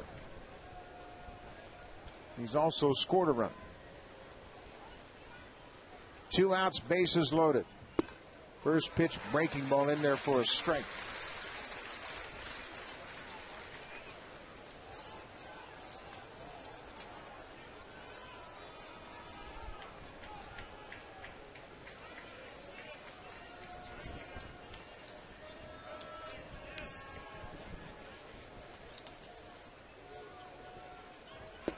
Just off the plate, 1-1.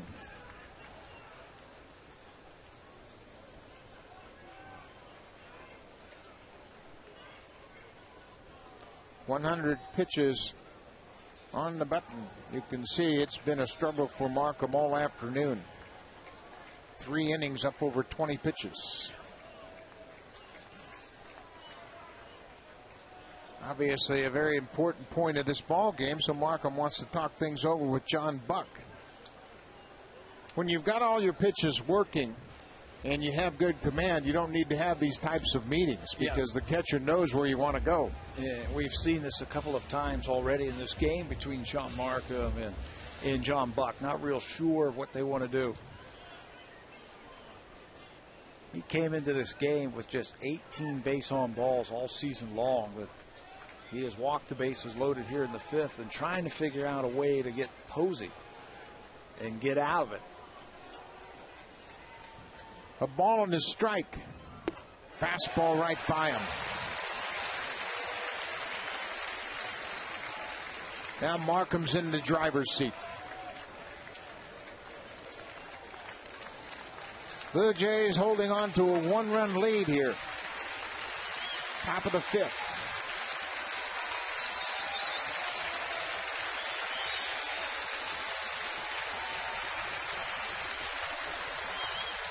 Got him. Changeup does the job. Sean Markham strands the bases loaded. He strikes out Posey with the changeup. His 8th strikeout of the afternoon, down and away to get the first baseman. 3-2 Blue Jays.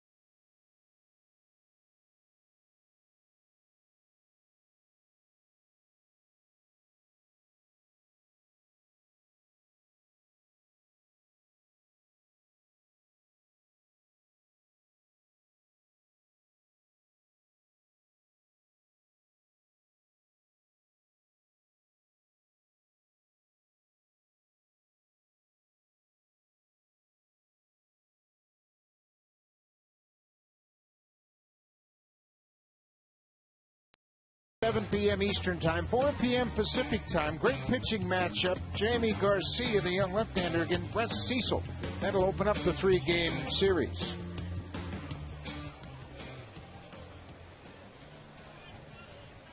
Alex Gonzalez swings at the first pitch. Deep drive down the left field line, but that ball is hooking foul.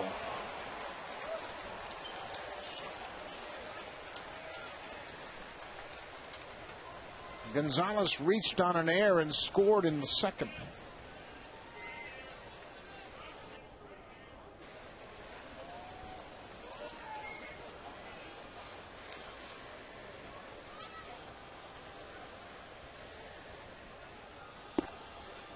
Inside with the fastball. The ball and a strike. Jays have left a ton of runners on base already through 4 innings. Looking for that one hit to pop this game open. Breaking ball to third. Uribe across the diamond, first out here in the 5th. Through 4 innings, the Jays have left 7 runners on base. Testament to the pitching of the Giants. Just the Jays haven't been able to come up with that big hit. Maybe we have to wait for the 8th inning to come around. That has been the big inning for the Blue Jays in this series. Encarnacion on Friday night. Aaron Hill yesterday afternoon. Big home runs in the 8th inning. Jose Bautista has scored twice today. Takes the first pitch strike from his namesake, Denny Bautista.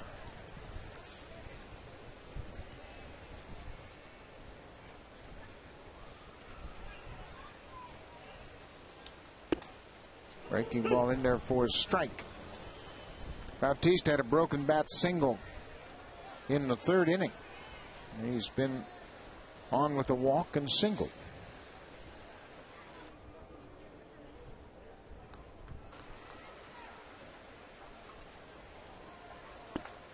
Cut on the breaking ball. Big curveball from Bautista. 2 quick outs here in the 5th.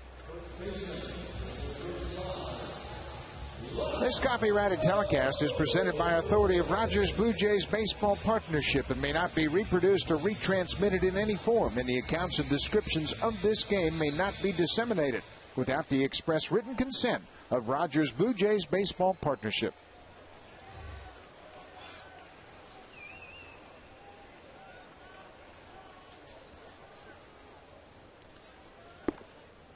Overbay takes the first pitch ball. Overbay's been on base twice. He walked and was hit by a pitch. So one thing about this Blue Jays attack, Friday, Edwin Encarnacion drives in 3. Saturday afternoon, Hill with the 2-run home run, and John Buck today has all 3 RBI. Good balance in the attack. Encarnacion batting 9th. John Buck batting 8th. So they're getting production up and down the lineup. And that's something that Cito Gaston said at the beginning of the year, that we're going to have guys who can hit home runs. Brian Talent still throwing in the bullpen, so I'm sure we'll see him in the top of the 6th inning.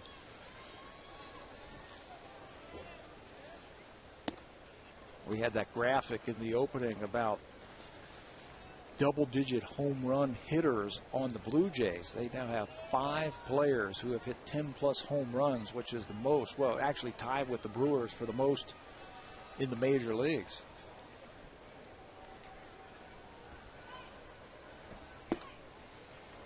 Three balls and a strike. And 5 are currently in double digits. Encarnacion has 9, and Travis Snyder's on the disabled list. I mean, there's a possibility of having 7 guys that could hit double-digit home runs in this lineup. Lyle Overbay is sitting on 7 home runs. You know he'll be hitting double digits soon. Breaking ball, full count. Bautista came on with 2 outs in the 3rd inning and got Encarnacion to end the inning, and gave up a double in the 4th, and he's retired the first 2 batters here in the 5th.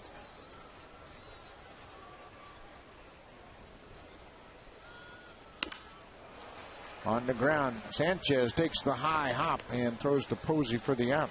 A 3 up, 3 down 5th inning for Bautista. Giants trail by a run. They'll be facing Brian Talent when they bat in the 6th.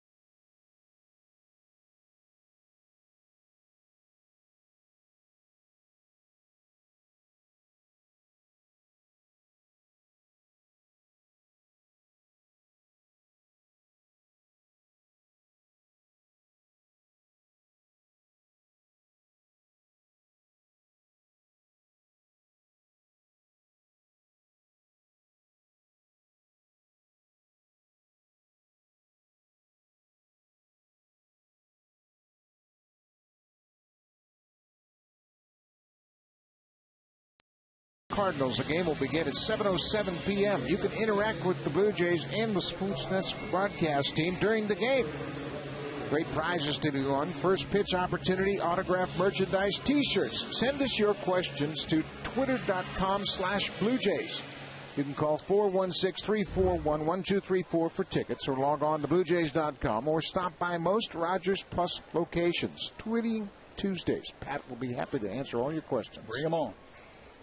You too, right? You're all over that? Absolutely. You can't stump us. Brian Talent in to work the 6th inning. Sean Markham really battled all day long, but he is in position to pick up his 7th win of the season.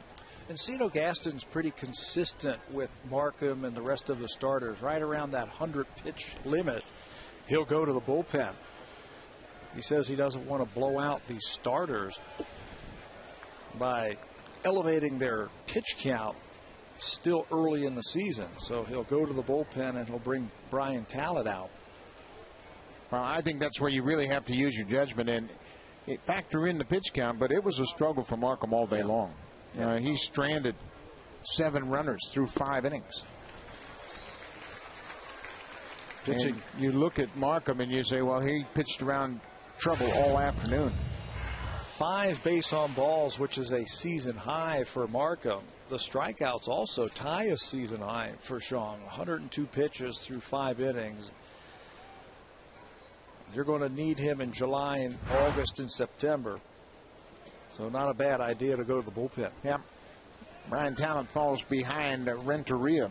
3 balls and a strike. The Giants against Markham were just 1 for 8 with runners in scoring position. So he made the quality pitches when he needed.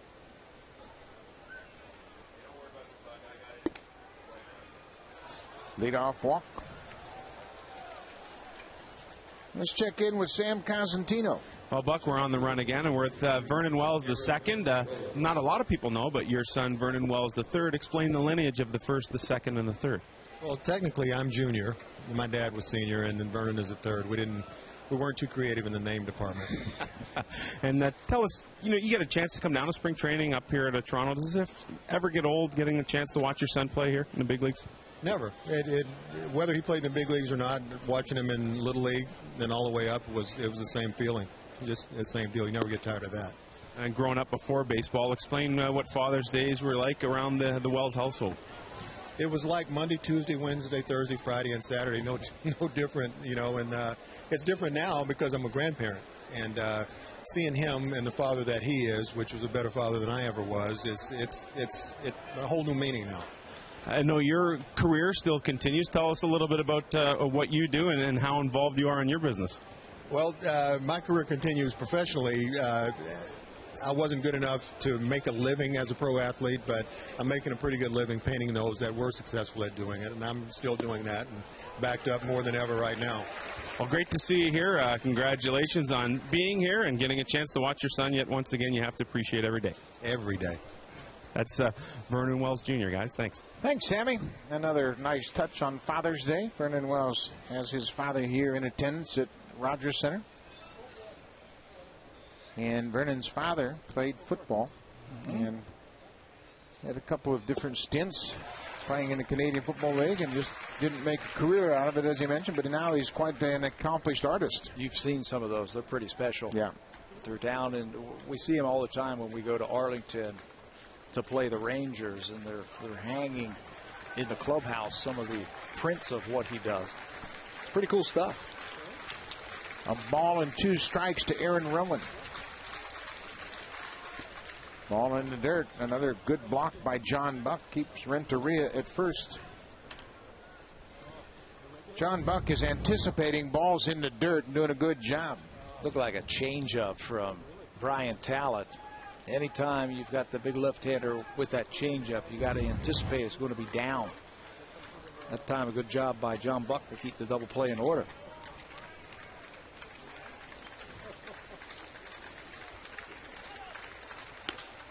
Fly ball right field. Bautista on the run, on the track. It's over his head, up against the wall. Gets the ball quickly. Here's the throw to second, but it's offline. Boy, Bautista did a heck of a job. That ball bounced right into his glove when it came off the fence, and Rowan delivers the opposite field double. He just smothered the ball when it got over his head. That ball was shot off the bat of Aaron Rowan to right field, and watch when it gets to the wall. Bautista's momentum, he just smothers it coming off the wall. Heads up play, thinking about getting him at second base, but Rowan, hustling out of the box, picks up his 9th double. Well, the first 2 reach against Brian Talent here in the 6th. Talent has not pitched since last Sunday. Last Sunday, worked in the ball game. It's been a while since he's been out there. That came in game in Colorado.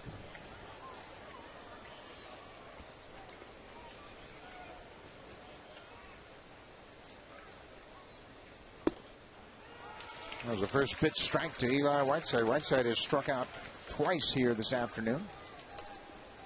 Giants are threatening here in the 6th. Blue Jays clinging to a 1-run lead.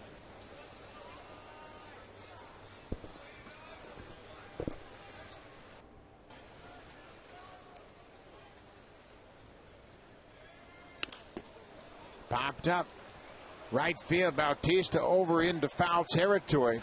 Runner at third tagging Renteria. He'll stop. Throw is up the line, and Bautista gets it back in quickly. Again, the defense is on their toes. Bautista made a good play on the Rowan double and then gets that ball quickly back to the infield to keep Renteria. Covers a lot of ground in right field. Watch how he sets himself and quickly releases. I think that's the background he has as an infielder, where he quickly can get the ball back in to hold that runner. He's played a great right field this series. Blue Jays continue to flash the leather on defense. Now Andres Torres. He struck out twice and he walked.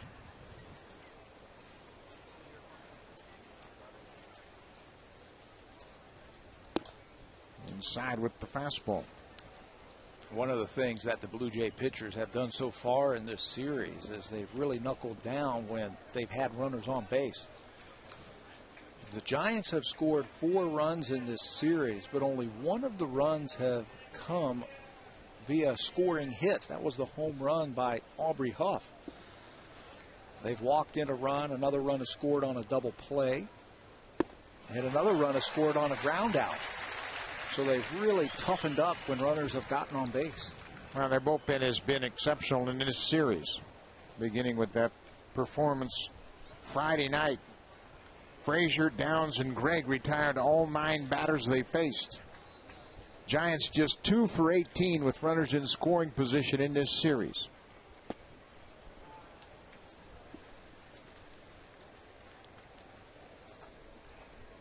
Scott Downs picked up the win Friday night. Sean Kemp picked up the win Saturday afternoon. Again today, the Giants struggling with runners in scoring position. They've stranded 7.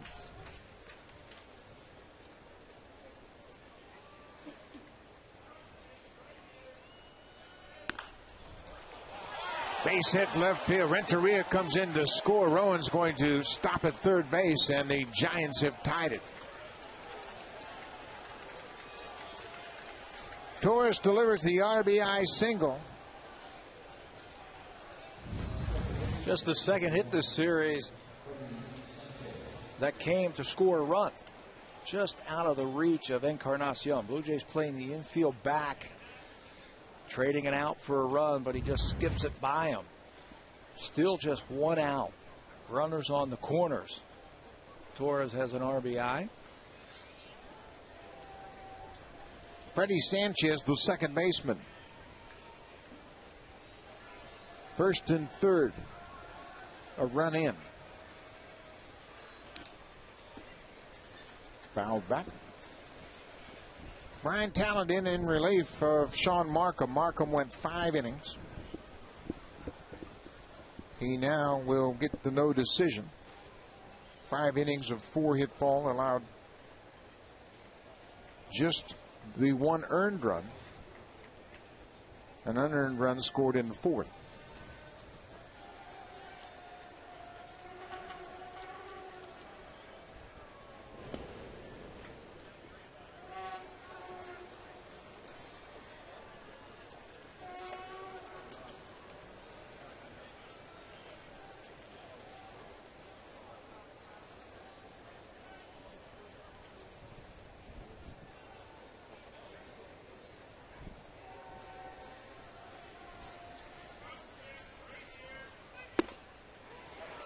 Right on the corner, 0-2. Blue Jays have made some great pitches on Freddie Sanchez throughout this series. Sean Markham struck him out on an 0-2 fastball down and away last time up. Doesn't do that a lot, Sanchez. He's got that short swing. He uses the whole ballpark. Good 2-strike hitter. He's had a great month also. You can see his approach, Buck, how he really waits on the ball. He is thinking up the middle to right field right now. Not trying to overcommit. The infield defense at double play depth. Big hole on the right side.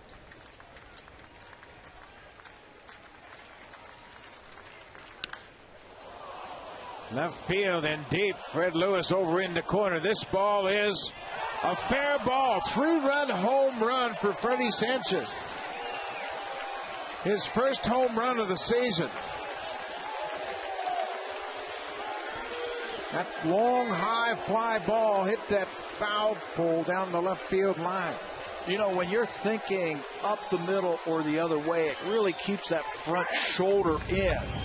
And if you try and pull a ball, all you have to do is bring your hands in. You see the ball just a little bit longer. Sanchez not sure if this ball is going to hook foul, but it stays fair. It hits the foul pole. And it's a home run, his first of the season, and 3 RBIs for the Giants. Giants have put up a 4 spot here in the 6th.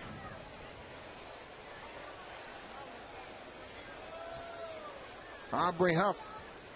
Huff has homered today.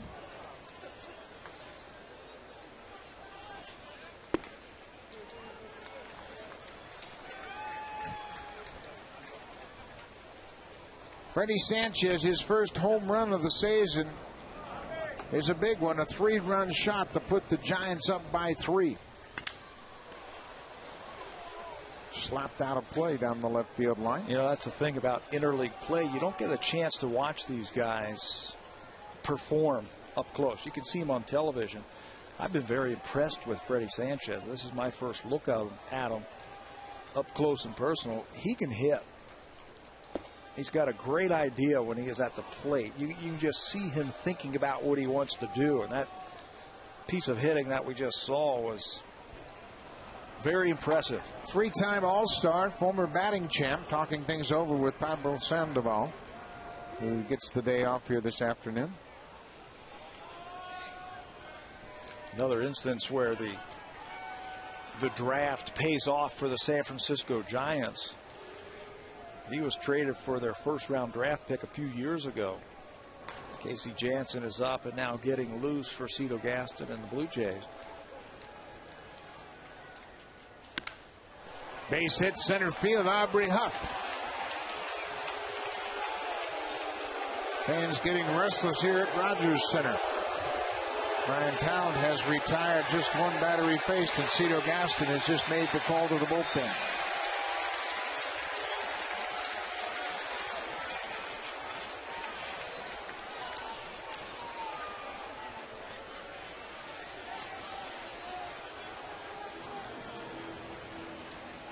So Ryan Talent will leave. He gives up 4 runs on 4 hits. Casey Janssen will come in here to work the 6th with 1 out.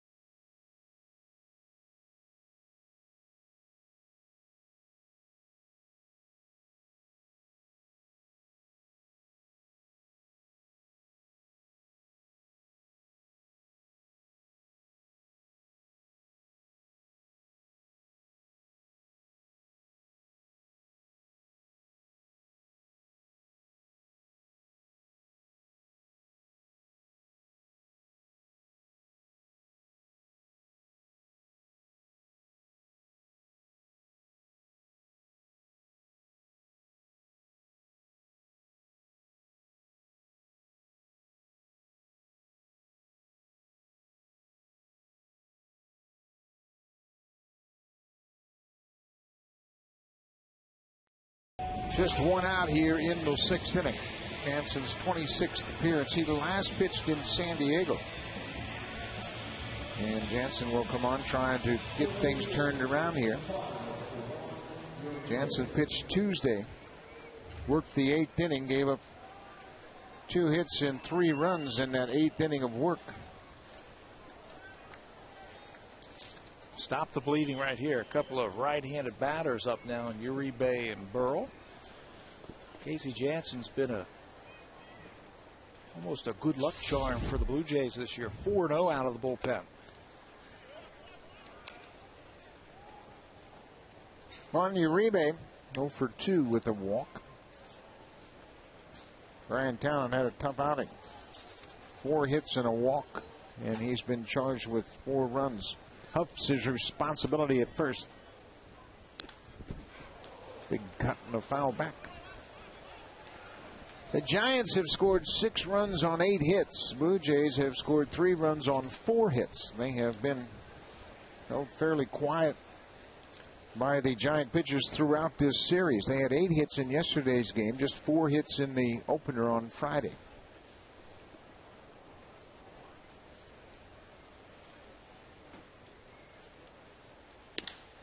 Line drive left field. That is down and safely over the glove of Fred Lewis. Aubrey Huff is getting the wave around third. Here comes the throw back to the infield. It won't be in time, and Aubrey Huff scores all the way from first. Uribe drives in the run. It's a 5-run inning for San Francisco. His 43rd RBI. He doesn't get cheated. Breaking ball over the middle of the plate and really jumps all over it. Hits it hard. Watch it bounce off the turf and over the glove of Lewis. That will allow Huff to come around. And the 3 and 4 hitters do it again for the Giants. 7-3 now in the 6th. That closes the book on Brian Talent. He is charged with 5 earned runs. Uribe at second for Pat Burrow. He pops up on the first pitch. Kyle Overbay calls for it, takes it in foul territory.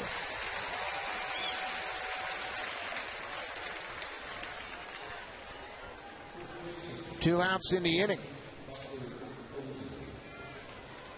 Buster Posey will be the 9th Giant to hit this inning.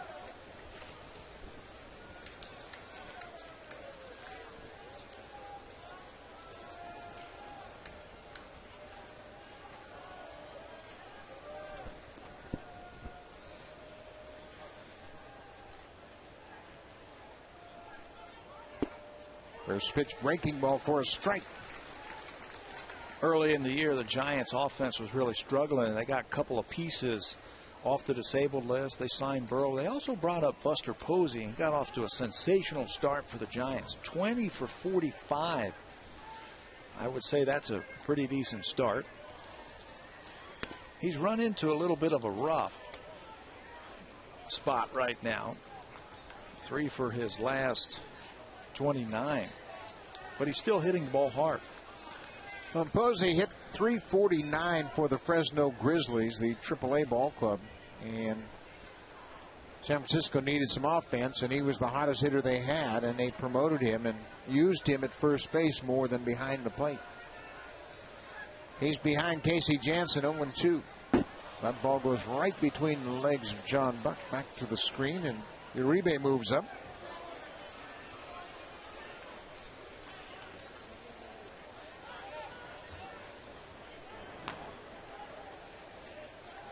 Guillermo Mota starts to throw for the Giants.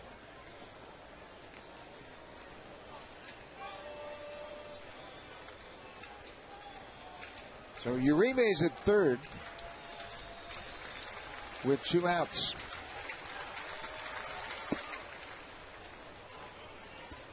Two balls and 2 strikes.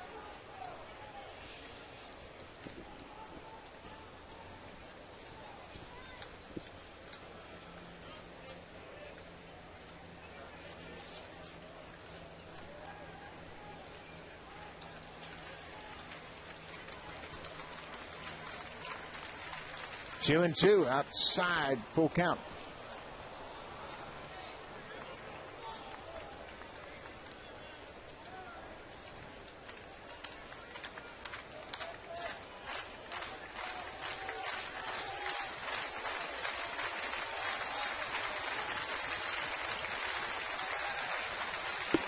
Got him. Buster Posey strikes out to end the 6th. The Giants score 5 runs on 5 hits and take a 4-run lead, 7-3 San Francisco.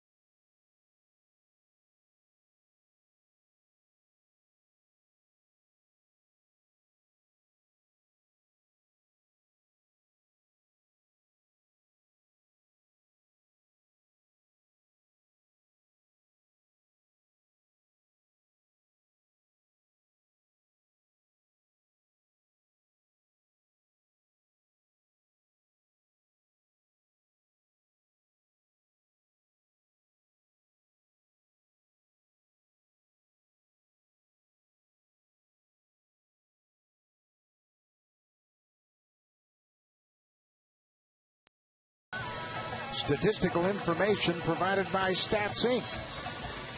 Music provided by Universal Canada. Buck Martinez, Pat Tabler here at Rogers Center.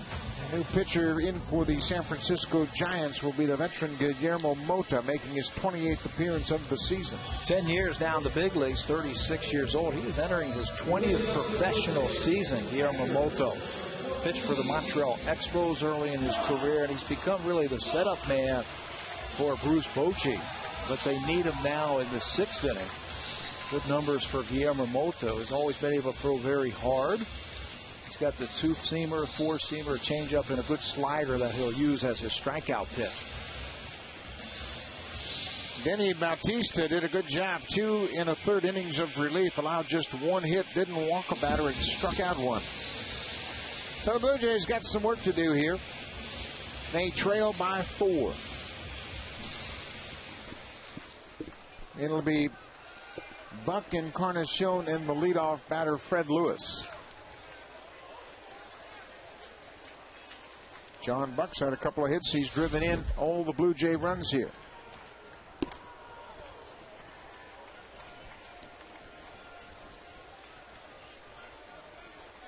Blue Jays have managed just 4 hits.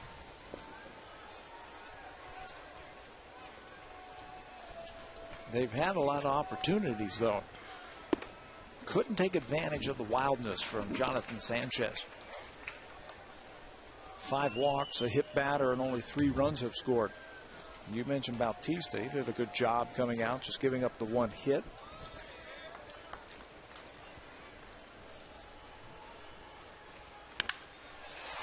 Good play by Uribe to the backhand. Rights himself in time to get John Buck. Buster Posey does a good job of going up, catching it, and coming down on top of the base. This team leads the National League in fielding percentages, and you can see why. Uribe has played a lot of shortstop. He has played all the infield positions, so a very good player. The whole key to that was he got good reactions, and he got the ball quickly. 1 hop, he snares it. Then when the throw is a little bit high as it crosses the diamond, because it was hit so hard, Posey can catch it and come back down. Now you can see Uribe a little concerned when he saw the flight of that ball so high over the first. Edwin Encarnacion fouls off the first pitch. Posey's making his 18th start at first base. Done a pretty good job. Looks pretty comfortable around the bag. He certainly does. The one thing that I heard about him was he's a good athlete. And he is showing that off over at first base in this series. No balls and 2 strikes. Well, the Giants are the type of team, because of their good defense, they're not going to let you back into a game. You're going to have to earn it. You're going to have to hit your way back into it. They're going to be there, I think, all season long in that National League West with that good pitching staff that they have. Broken bat liner right to Freddie Sanchez. A good bullpen with a good closer in Brian Wilson. And they play good defense. A lot like the Minnesota Twins, who are doing a good job in the Central. Good pitching. They don't beat themselves. And a little power. How about that game the Twins had in Philadelphia yesterday? Ooh. They scored 5 runs in the 9th to tie it, and then came back and won in extra innings. Drew Butera, Sal Butera's son, hit his first major league home run to put the Twins up in front. Sal Butera, the advanced scout for the Blue Jays. So congratulations. That's a pretty good Father's Day present, huh? Yeah, there you go. Now go out and hit another one today. Fred Lewis jumps ahead in the count 0-2. 2 balls and no strikes to Fred Lewis.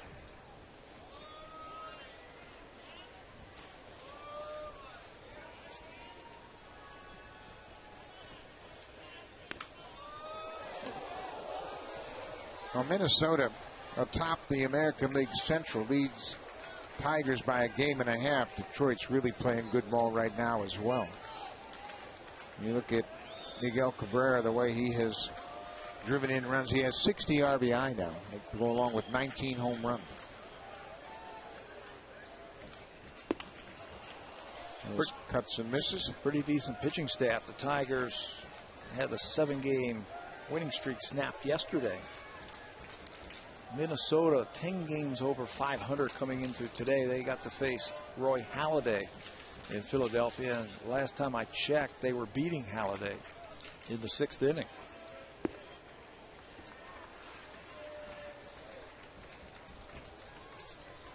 Three balls, 2 strikes, 2 outs here in the 6th.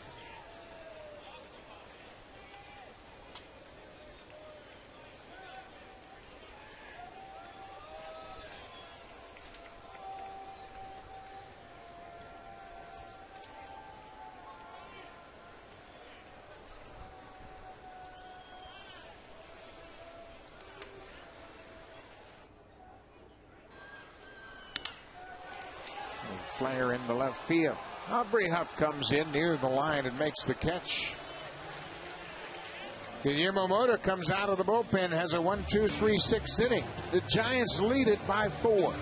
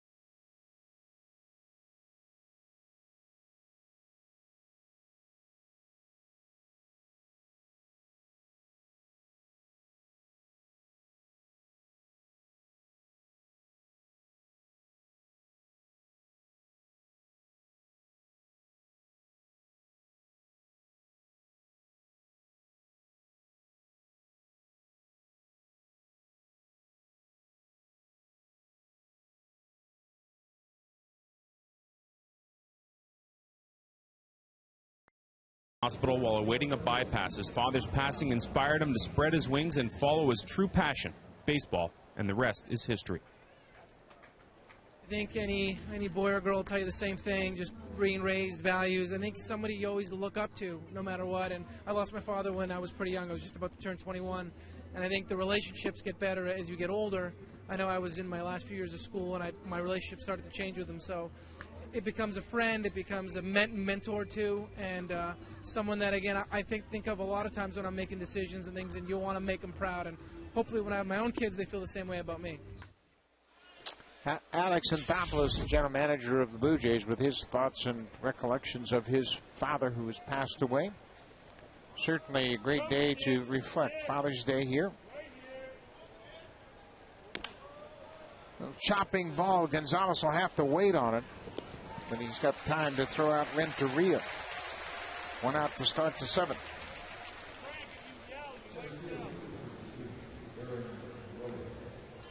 John McDonald, certainly a very bittersweet Father's Day for him. He lost his father last week. His father, Jack, passed away after a long illness, and John rejoined the ball club today, and it was kind of a little good feeling for him to be back, I'm sure, but at the same time, tough to be away from his family. Yeah, he says that, but he says it feels good to get to the ballpark and to be with his other family, the ball club.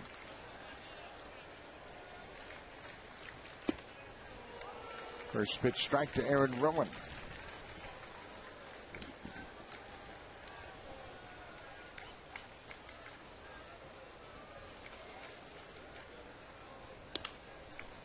Ball foul out of play. Some of these ball players on Father's Day, Mother's Day, think back to their childhood when they were going to Little League practice and their moms were putting them in the carpool and taking them to the ballpark, and then their fathers were there to help them. Tim Lincecum of the Giants had his father help him an awful lot with his pitching delivery early on before he went to college. But fathers and parents in general certainly had such an impact in baseball players and sports athletes in general that they always had to make the sacrifices to get them to practice on time. Watched Field of Dreams last night. When I got back to the hotel room after dinner last night, and I'm sure when you saw that, that brought back some memories of playing catch. Sure did. And there's a line in that I always was criticized for when I repeated it. But when Ray Kinsella says, you know what, you want to have a catch? Talk to Dad about having a catch. And that's a phrase I always used to hear from my father. Go outside and have a catch. Nothing like it. Take your son out in the backyard and throw it around, especially on a Sunday afternoon like today. Yep.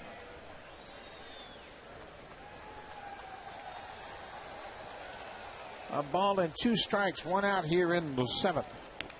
Another foul back. I actually talked to my son and his family last night from Singapore. Yeah. They were already having Father's Day, the 12 hours ahead. So that was pretty cool. Via the computer, right? Yeah.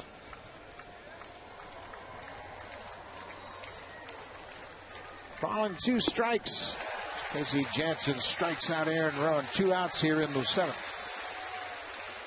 Stay tuned after the game for Connected. Lots of baseball highlights and recaps in today's postgame. Afternoon baseball action all over the place. Minnesota wrapping up the Philadelphia series. You look around and the Yankees-Mets finishing up the second go-round of the Subway Series. The Yankees are winning that ball game 4-0, and the Phillies are down to Minnesota 4-1, and we will head to Philadelphia next weekend. Get a chance to see Roy Halladay next Friday. Friday night series opens up in Philadelphia. That'll be the final series of interleague play 2010. No balls and a strike to the catcher Eli Whiteside.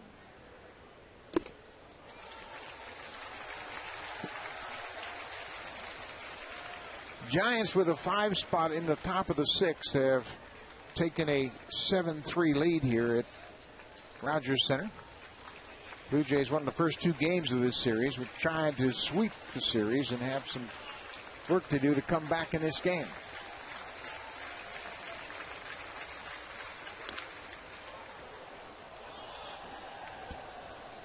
Take a look at the schedule ahead. We mentioned the Cardinals will be in here to begin a series on Tuesday night. Then we will go to Philadelphia, and after that, back into the American League. Cleveland Yankees and Minnesota. That St. Louis series, Garcia, Carpenter, Wainwright, and then Halladay on Friday. It's not going to get any easier for the Blue Jays. Makes you want to grab a bat. Garcia, young left-hander, is off to a great start to his season. He is second in the National League in ERA at 1.59. He will open up the series against Brett Cecil. Chris Carpenter, the former Blue Jay, 2.83 ERA at 8-1. And then Adam Wainwright, just for good measure, he's 10-4. Look at those earned run averages. The highest one, I believe, for the Cardinals was at 283 from Carpenter. Now you just look at Brett Cecil, who's having a great start to his season. Ricky Romero, he too. Good matchup for Chris Carpenter. And Brandon Morrow will go against Adam Wainwright. 3 night games all on Rogers Sportsnet beginning at 7 p.m. Eastern Time.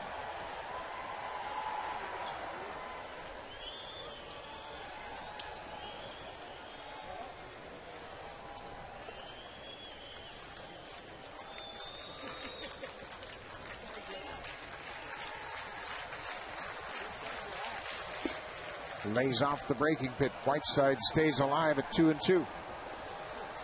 We'll be sure to finish up all of our deals that we have to get done on Tuesday so we can come out and watch Albert Pujols take batting practice.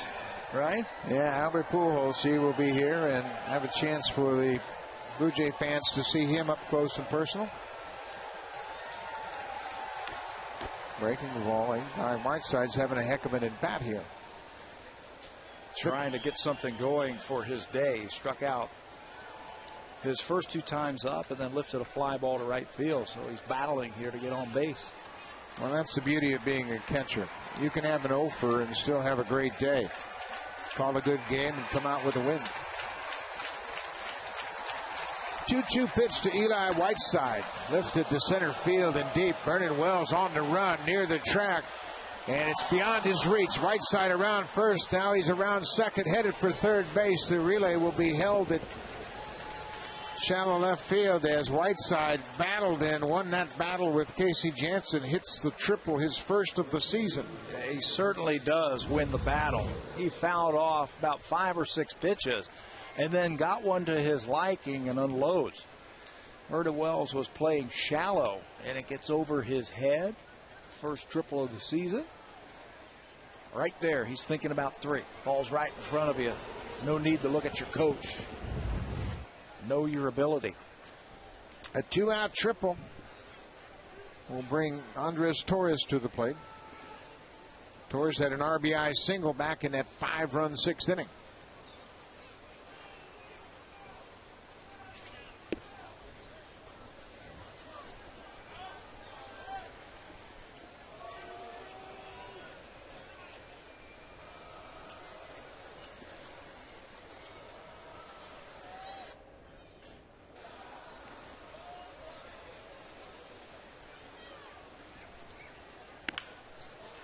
Overbay backs up on it, knocks it down. He'll have to hurry, and does in time to get Torres. While Overbay saves a run with a good play, knocked it down and flipped it to Casey Janssen to end the 7th. Good defensive play. Reacts quickly, and a little shovel toss to Janssen in time.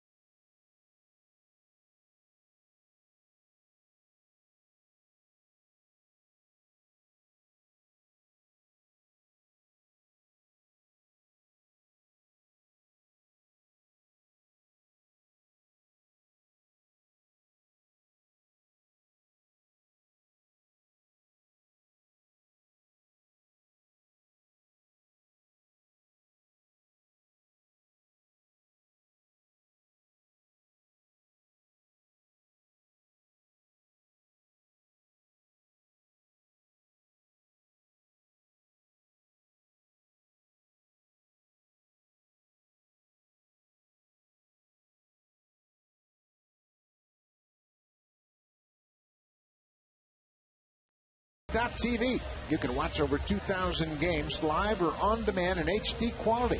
Packages starting at $99.99. Visit BlueJays.com for more details. Happy Father's Day here. It's Home Hardware Father's Day at Rogers Center. Blue Jays trailing by 4. The Giants scored 5 runs in the top of the 6th inning to take the lead. Blue Jays have been out hit 10-4.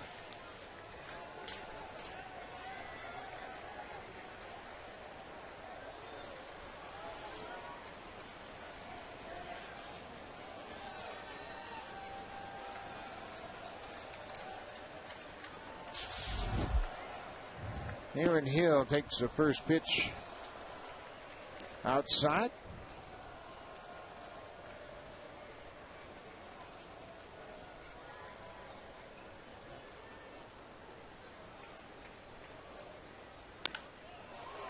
Fly ball lifted to center field. About medium depth for Aaron Rowan. 1 out. It's always good to have veterans in your bullpen. Yamamoto certainly fits that bill. He's been pitching for a long time. He still has very good stuff. He has been unscored on in 22 of his 27 outings this year. Veteran who can pitch in multiple situations. Adam Lynn's had a double this afternoon. Well, you like veterans too because the experience allows them not to get rattled when they come into a game. They know they're pitching in a situation where you probably have the lead. In Mota's case, big thing about coming out of the bullpen is throwing strikes. When you have a 4-run lead, you don't want to encourage the opponents that you're going to walk them back into the ball game. Yeah, no messing around. Just get out there and throw strikes. Something that Cito Gaston was telling us before the game. We had that conversation about Dennis Eckersley. And you remember the Eck, he always came in and strike one. Always made quality pitches, but pitched ahead.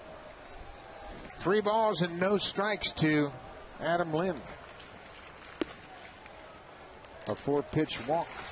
C.B. Buckner's got a very small strike zone today. Moto, just like Sanchez before him, asking C.B. Buckner where that was. Was it up? And he said no, it was inside. Well, he has been consistent. There have been walks from both sides of the field. Sean Markham was charged with 5 walks. Same for Jonathan Sanchez. And now Moto walks his first batter and will face Vernon Wells.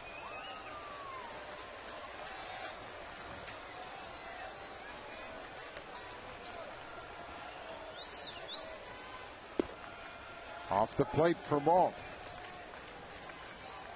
Moto signed originally with the New York Mets as a non-drafted free agent way back in 1990. And then he was a Rule 5 pick of the Montreal Expos. That happened in 96.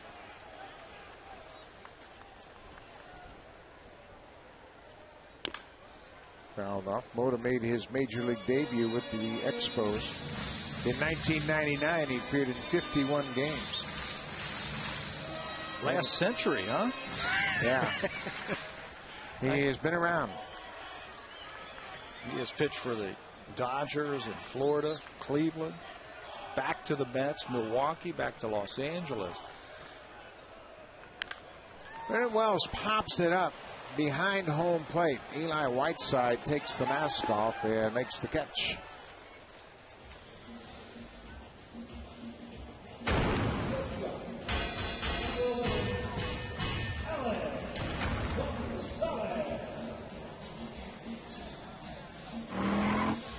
Welcome back to Rogers Center. 2 outs here in the 7th inning. Guillermo Mota has come out of the bullpen and done the same thing that Benny Bautista did. Shut down the Blue Jays. Veteran relievers are so valuable. We were just talking about that, but they're always available. Mota was not signed until February, the beginning of February, a couple of weeks before spring training. Why is that? Well, they are holding out for the best deal possible. And then Cubs get into spring training and look at their roster and think, man, we're a little bit short in the bullpen. And Mota is still out there. I mean, every year there's always veteran relievers who sign late and end up doing a good job for their new ball club. Well, that's the most inconsistent aspect of a team, in my estimation, is the bullpen from year to year. Constantly changing as you look at David Percy loosening up for the Blue Jays. Even if you have the same guys, they don't necessarily have the same year. One year after another. Gonzalez sharply hit to Uribe, who goes to second for the force out.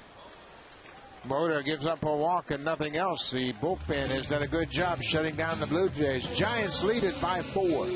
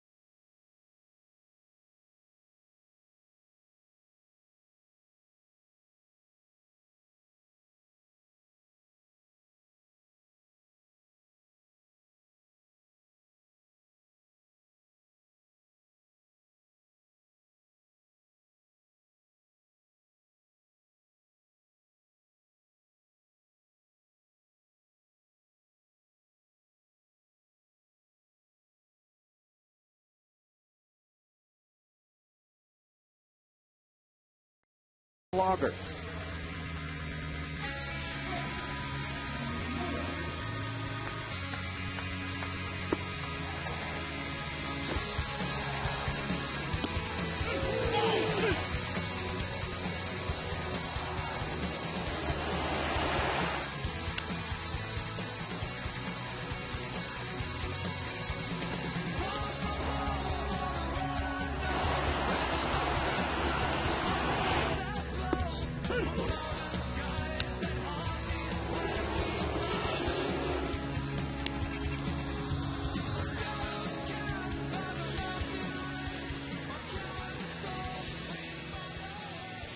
Welcome back to Rogers Center. It is a 7-3 ball game. San Francisco leads it. David Percy comes out of the bullpen to work the 8th inning. Takes over for Casey Jensen. Unscored upon in his 5 games so far since being recalled from the minor leagues. Percy's got a big arm. He can run it in there into the 90s. Good numbers for David Percy. Last worked in San Diego 5 days ago when he had a clean inning.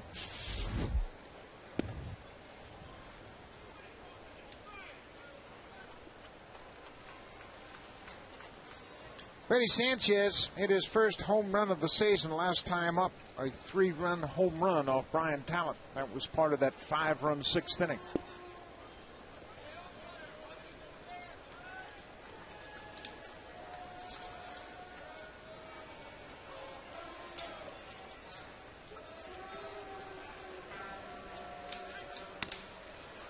Broken Matlow flare into left field. Freddie Lewis is there. He makes the grab. 1 out here in the 8th.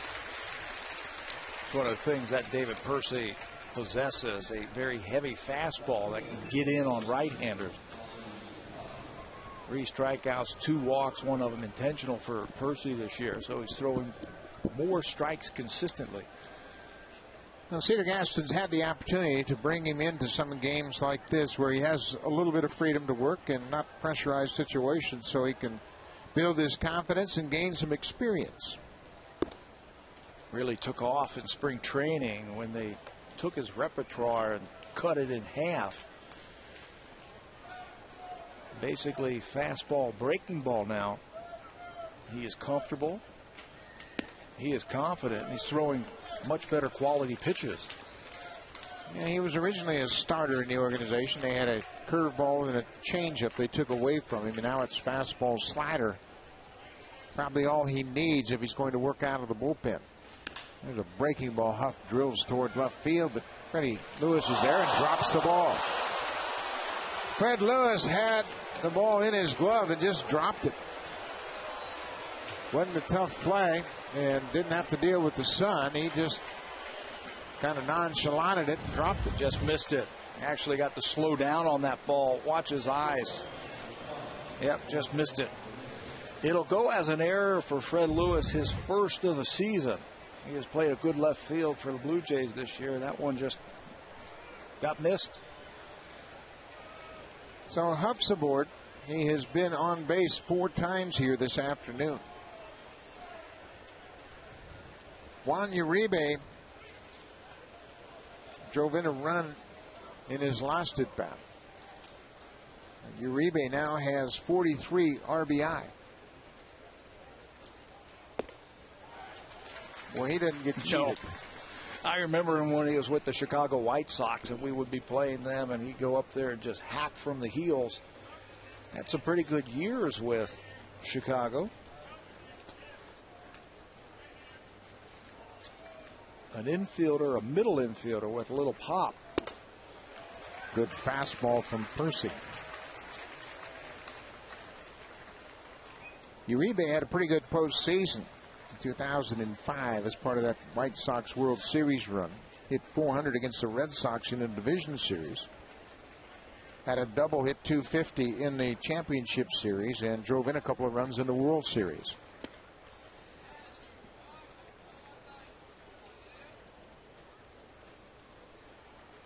A ball and 2 strikes. David Percy works to Juan Uribe with 1 out here.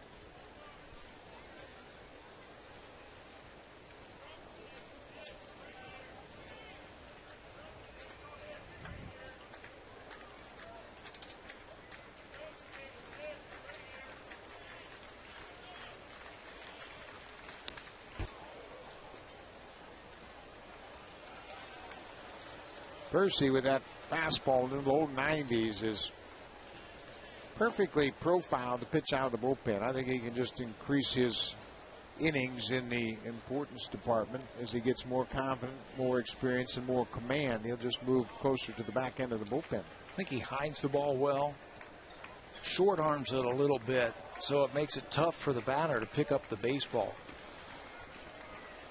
And he's got enough fastball to blow it by him. The breaking ball got away from him there. Oftentimes, as a catcher, I like to come right back with that breaking ball because the pitcher has a feel for what he needs to do to throw a good one. 2-2 to Uribe. Late on a fastball, blew it by him.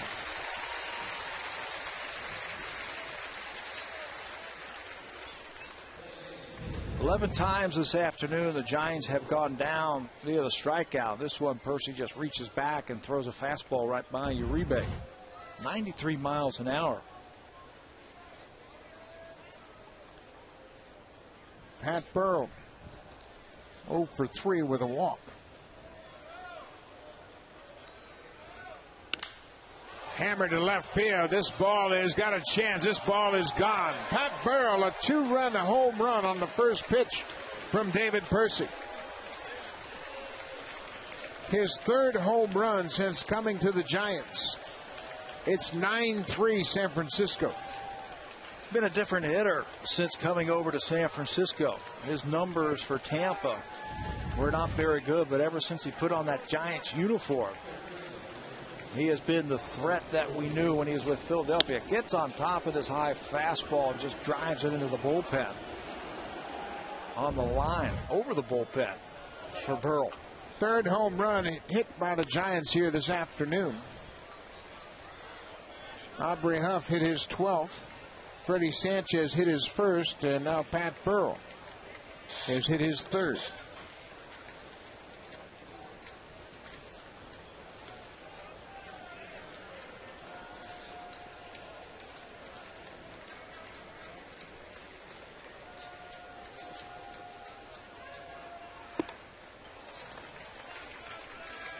Buster Posey had a pop fly single in the second, a ball that Aaron Hill lost in the sun. He struck out twice and reached on an error.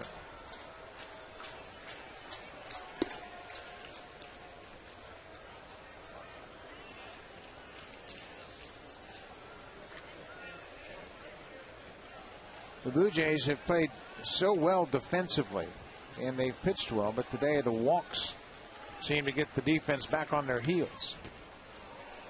Markham walked 5 in his 5 innings of work. Blue Jays have been charged with 2 errors. Edwin Encarnacion and Fred Lewis both committing errors, and the defense has been airtight. 2 runs this inning will be unearned runs because of the error.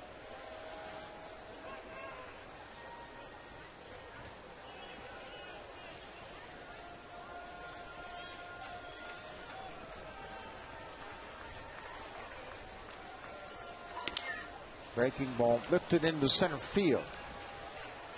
Vernon Wells backs up a few steps and takes the ball. Posey's retired. David Percy gives up a 2-run home run to Pat Burrell. It's 9-3 Giants.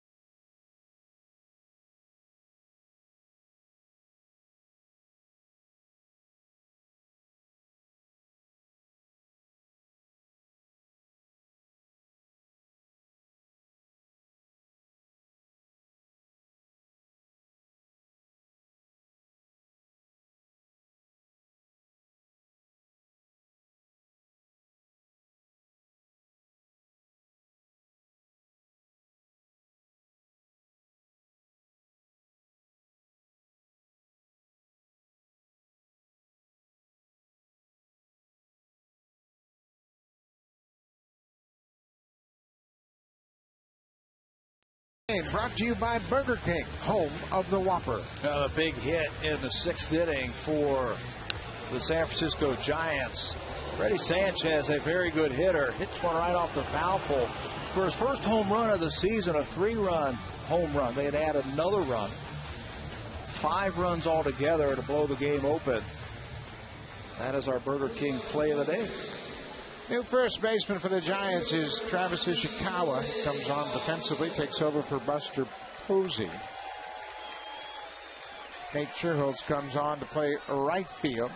And with that move, Andres Torres moves from right to left. Aubrey Huff's out of the game.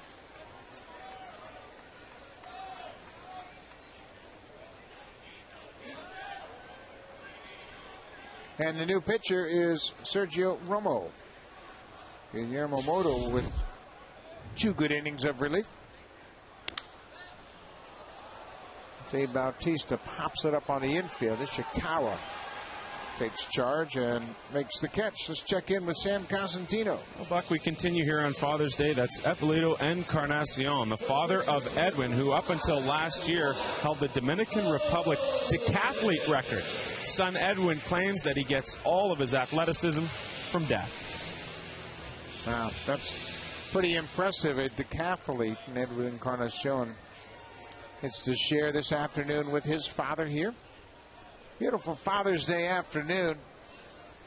Game hasn't turned out like the Blue Jays would have hoped. They trail by 6 runs here in the 8th inning. Well, Overbay officially 0 for 1 today. Blue Jays have gotten just 4 hits in the game. Sweeping breaking ball in there for strike 2. Last time they got a hit was back in the 4th inning from Adam Lynn. Good job by the bullpen by San Francisco.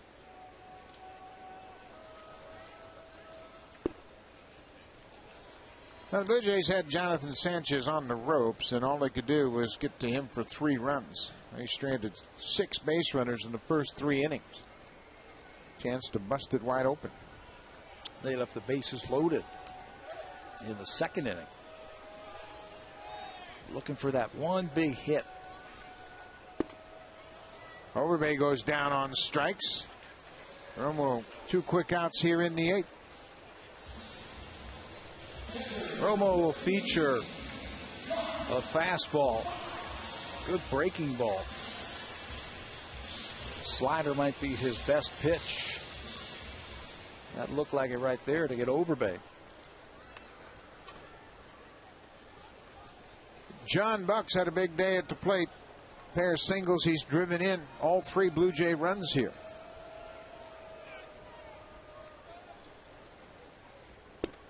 A big sweeping breaking ball in there for a strike. Yeah, it's almost like a slurvy slider. A combination of a curve and a slider. Romo 3/4 action. His arm action, tough to pick up.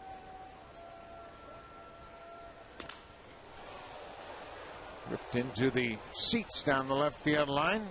John Buck was robbed of a base hit in his last at bat. Fine defensive play by the 3rd baseman, Juan Uribe. Dove, backhanded the one hopper, got to his feet and threw Buck out at first.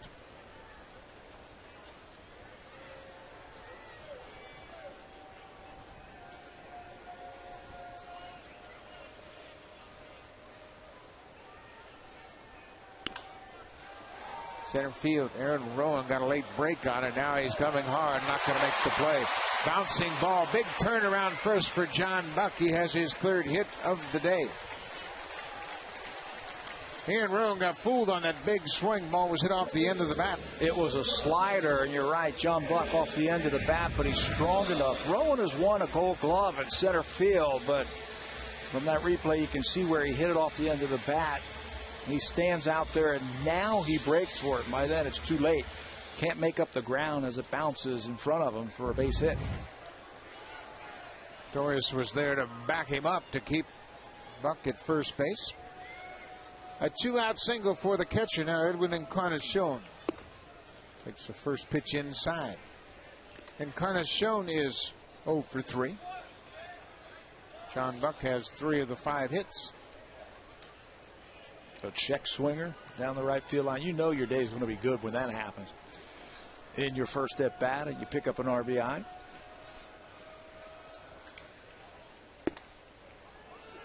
Ball on the strike.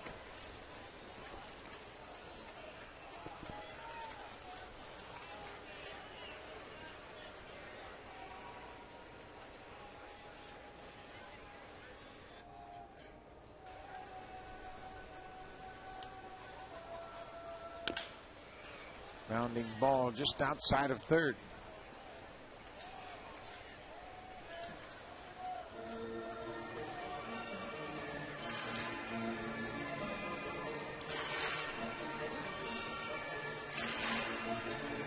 Bottom of the 8th inning here. Blue Jays won the opener 3-2. Shut out the Giants in game 2, won 3-0 behind Sean Kemp. Kevin Gregg picking up saves in the first 2 games.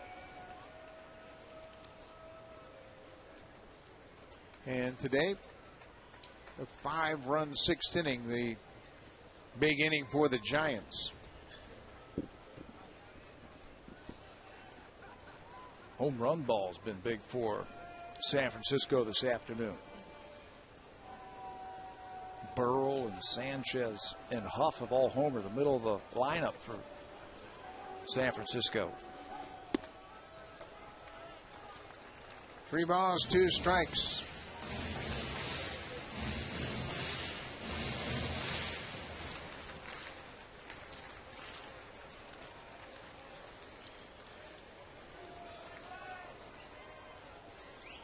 Home runs have not been a problem for Blue Jays pitching. They've allowed just 57. There goes the runner, and that ball is popped out behind the screen. Blue Jays have allowed 57 home runs, 54 coming into the game. The Tigers, the fewest home runs allowed, they allowed 52 to start a play today. The Orioles have given up 85 home runs. So the Blue Jays, an exceptional day here today, and they gave up 3 home runs. And the full count pitch. This popped up will stay on the field, and Ishikawa now drifts into foul territory and makes the catch. Encarnacion's retired, a 1-out single and nothing more. Blue Jays trail by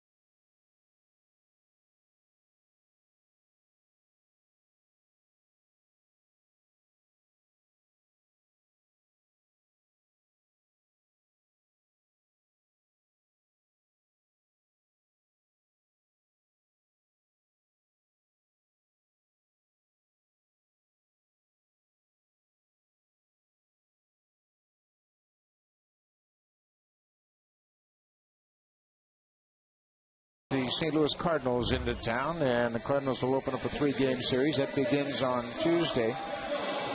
There'll be a 3-game set, all-night games. For ticket information, call 416-341-1234, or you can log on to BlueJays.com or stop by most Rogers Plus locations for tickets. John McDonald takes over defensively at second base here in the 9th inning. Newly acquired Nick Green comes on to play shortstop for Alex Gonzalez. And Dwayne Wise takes over defensively in center field.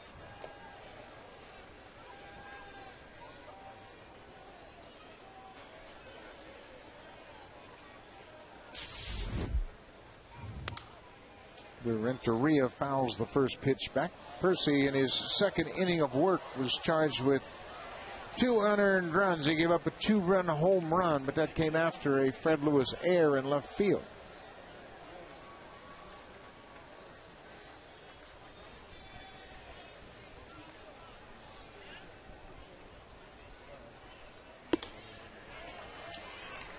Like an off-speed pitch, he swung right through. Renteria's had a nice afternoon. Been on base 3 times. He's scored a run. Well, the Blue Jays have a knack for bringing out the best in Edgar Renteria. Came into this game as a .344 career hitter against Toronto. Has another hit. That'll split the outfielders and go all the way to the wall. Renteria around first, headed for second. Dwayne Wise gets it back in. But Renteria leads things off here in the 9th with a ringing double. He has had some leg problems, like you talked about, 2 different stints on the disabled list for Renteria, so he's not going to bust it out of the box. It's extra bases off the bat, and he just cruises right into second base with the extra base hit. 5th double this season, and he continues to wear out the Blue Jays. Aaron Rowan, a double in 4 trips here this afternoon. Ground ball. John McDonald freshly into the game makes the play, and Rowan's retired. Renteria moves up.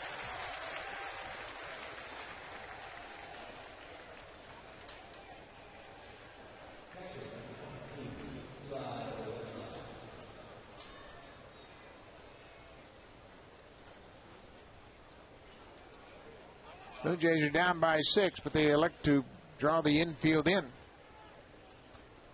Trying to save the run. Eli Whiteside, the catcher, had a triple his last at bat off the wall in center field.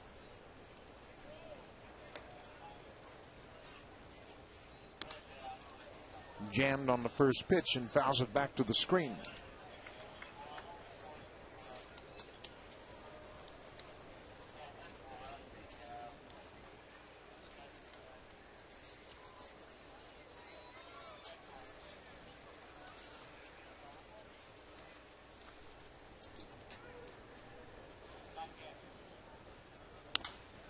Popped up on the infield. Nick Green takes the ball, and there are 2 outs. Percy gets Whiteside to pop up on the infield. That's one thing about Nick Green. He moves very well for a shortstop. He's got sure hands. He has played for some good teams, and he's been in some pennant races. Knows how to contribute to a winning team. He's acquired this week, signed as a free agent after the Dodgers had sent him to the minors, and he opted out of the contract. Andres Torres bats from the right side for the first time this afternoon. Takes the first pitch inside. The Giants will have an off day tomorrow. They will go to Houston after this game and play a 3-game series against the Astros in Houston before they return home to welcome the Red Sox to town. How's this for crazy scheduling? That's the 2nd time they have gone to Houston before they have played a team, the Colorado Rockies, in their division 1 time this year. It's crazy, isn't it? And they have really owned Houston this year. They opened up the season with a series sweep in Houston against the Astros. I don't think they're real anxious to face the Rockies just yet. Yeah, there'll be time for that. Although Tuesday there's going to be a great pitching matchup in that series. Lincecum versus Oswalt. Should be a lot of fun. We'll have one right here too. Garcia versus Cecil. 3 balls and a strike to Andres Torres. Lots of great pitching in the upcoming series. We will see the Cardinals' Jamie Garcia, Chris Carpenter, and Adam Wainwright their top 3 pitchers.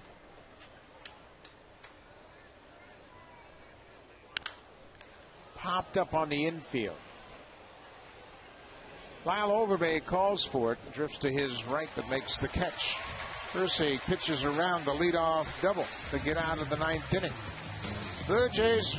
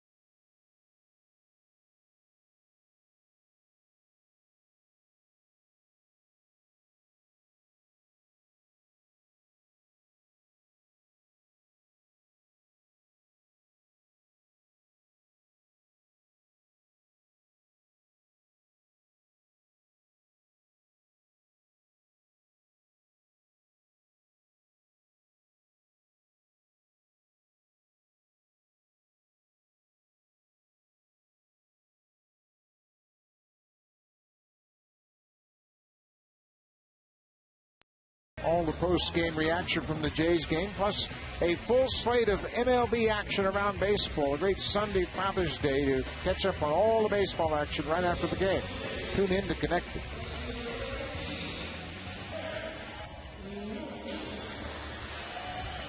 Great Father's Day turnout here. Over 21,000 fans in attendance at Rogers Center. Lots of fathers and kids out here enjoying this great Sunday afternoon ball game. The 5th Giant pitcher will be Jeremy Affeldt on to pitch the 9th inning here. One of 3 left-handers in the bullpen for Bruce Bochy comes in to get some work. He last worked 3 days ago. His last 5 appearances, and he needs some work. 4 earned runs in 4 innings that he has been out there.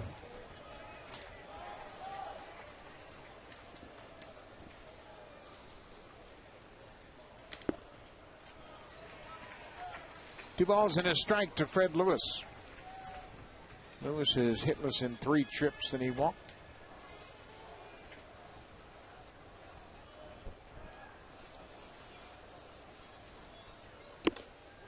Good fastball from Affeldt. He has always had a very good fastball. He's also got a very good curveball that he'll pile up strikeouts. He's averaged in his career a strikeout an inning. Probably going to see it here. Bouncing ball up the middle. Sanchez knocks it down. Not in time to get Lewis. He has himself an infield hit. Maybe we should have seen it. Fred Lewis picks on a fastball with that good speed. He is going to beat this out every time. Sanchez knocks it down. No chance to throw him out, but a good effort. First man's on here in the 9th. Now, John McDonald will bat for the first time. He came on defensively in top half of the inning. McDonald has been on the bereavement list, just activated and rejoined the team yesterday.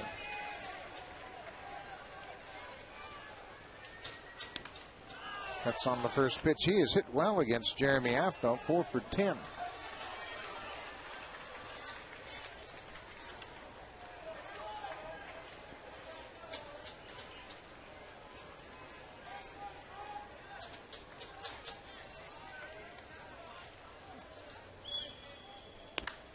Long drive left field.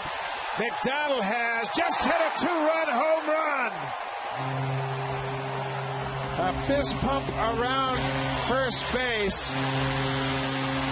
A very bittersweet moment for sure. John McDonald on Father's Day hits a 2-run home run. He just lost his father, Jack, this past week.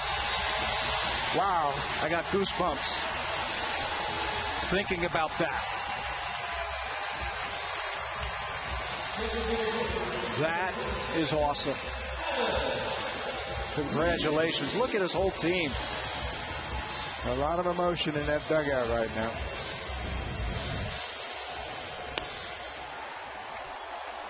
Long fly ball to left field. He got around first base and had a little fist pump. And you got to believe he was thinking of his dad. We were all up here in the booth blowing that one out, helping him. Wow.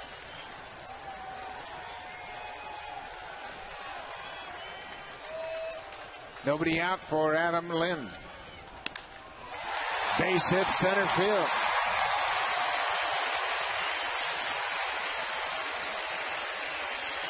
Lind's second hit of the day. He's 2 for 4. John McDonald facing Jeremy Affeldt. Hits his first home run of the season, and watch his reaction around first.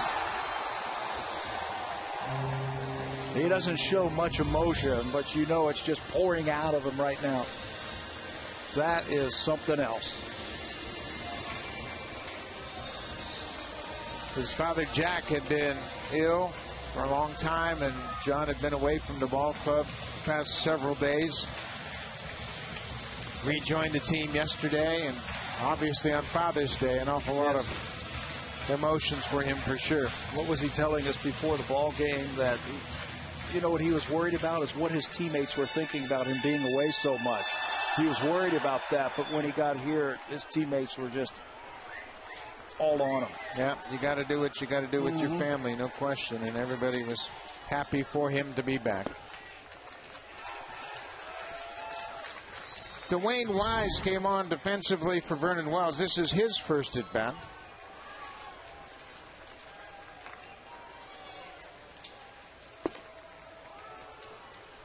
A ball on the strike.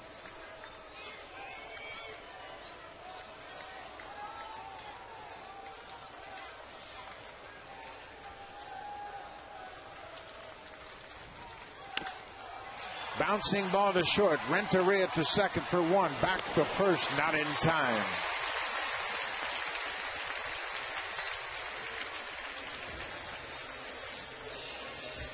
You're not going to get Dwayne Wise on a ground ball like that, especially when the shortstop has to move. Renteria knows that. He just had to make a good feed to Sanchez to get the force out. Now Nick Green will bat. He came on defensively as well, and his first at bat as a Blue Jay.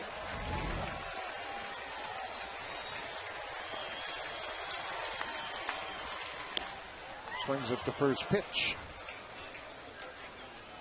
Nick Green started out the season with the Dodgers. He was sent to AAA and had the opportunity to exercise an out clause in his contract. Dodgers released him, and the Blue Jays picked him up. Played in just 5 games for the Dodgers.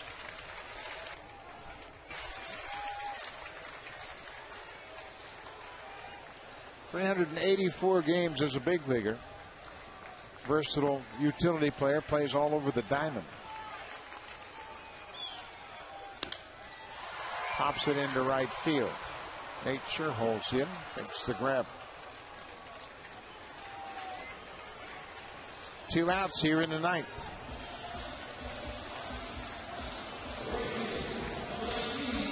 Jose Bautista, the last hope for the Blue Jays to keep this thing alive. They trailed 9-5. John McDonald with his first home run of the season here in the ninth.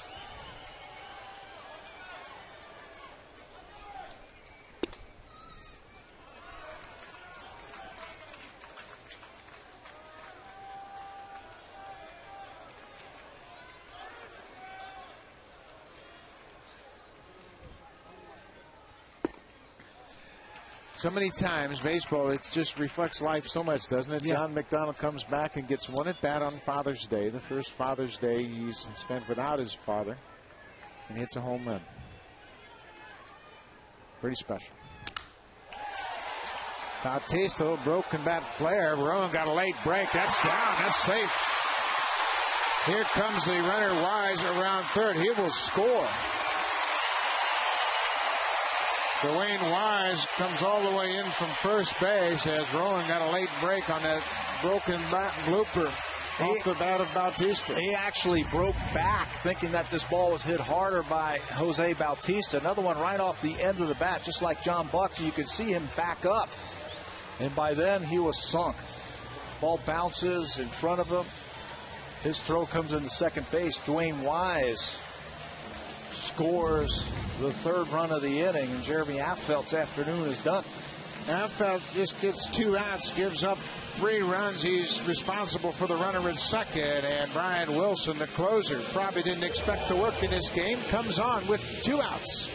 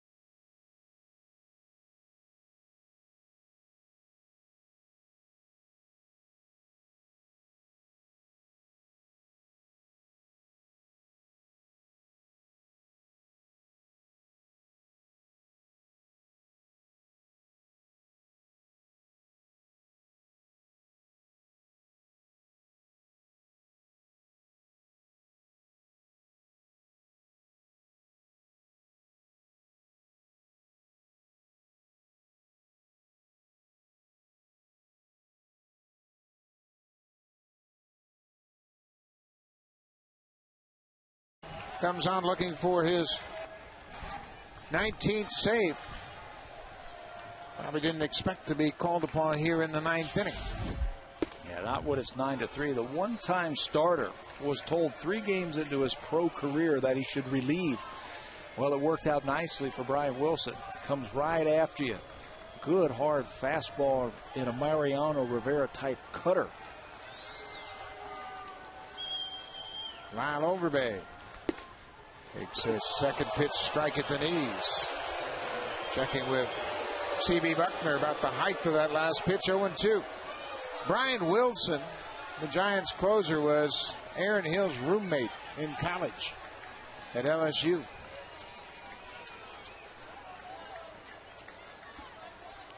(0-2) to Overbay.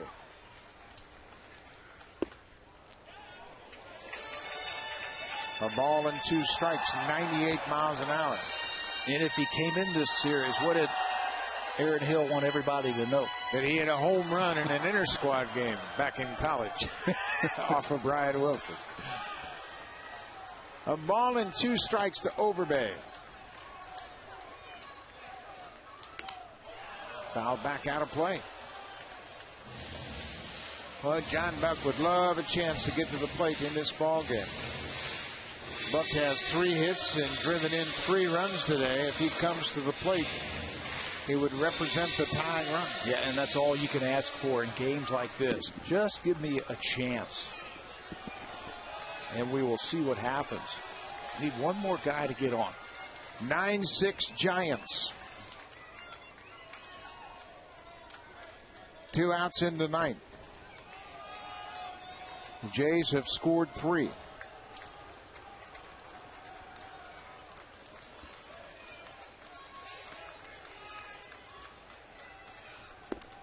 Two and 2.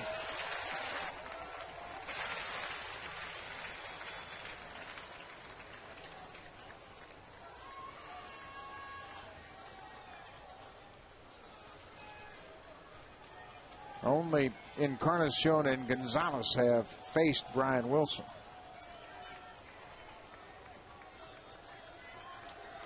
Two and two. Chase to high fastball. Wilson picks up the save. The Giants win it. Big 5-run 6th inning was the difference in the ball game. They salvaged the final game. Blue Jays win 2 out of 3 against San Francisco. Stay tuned for Connected.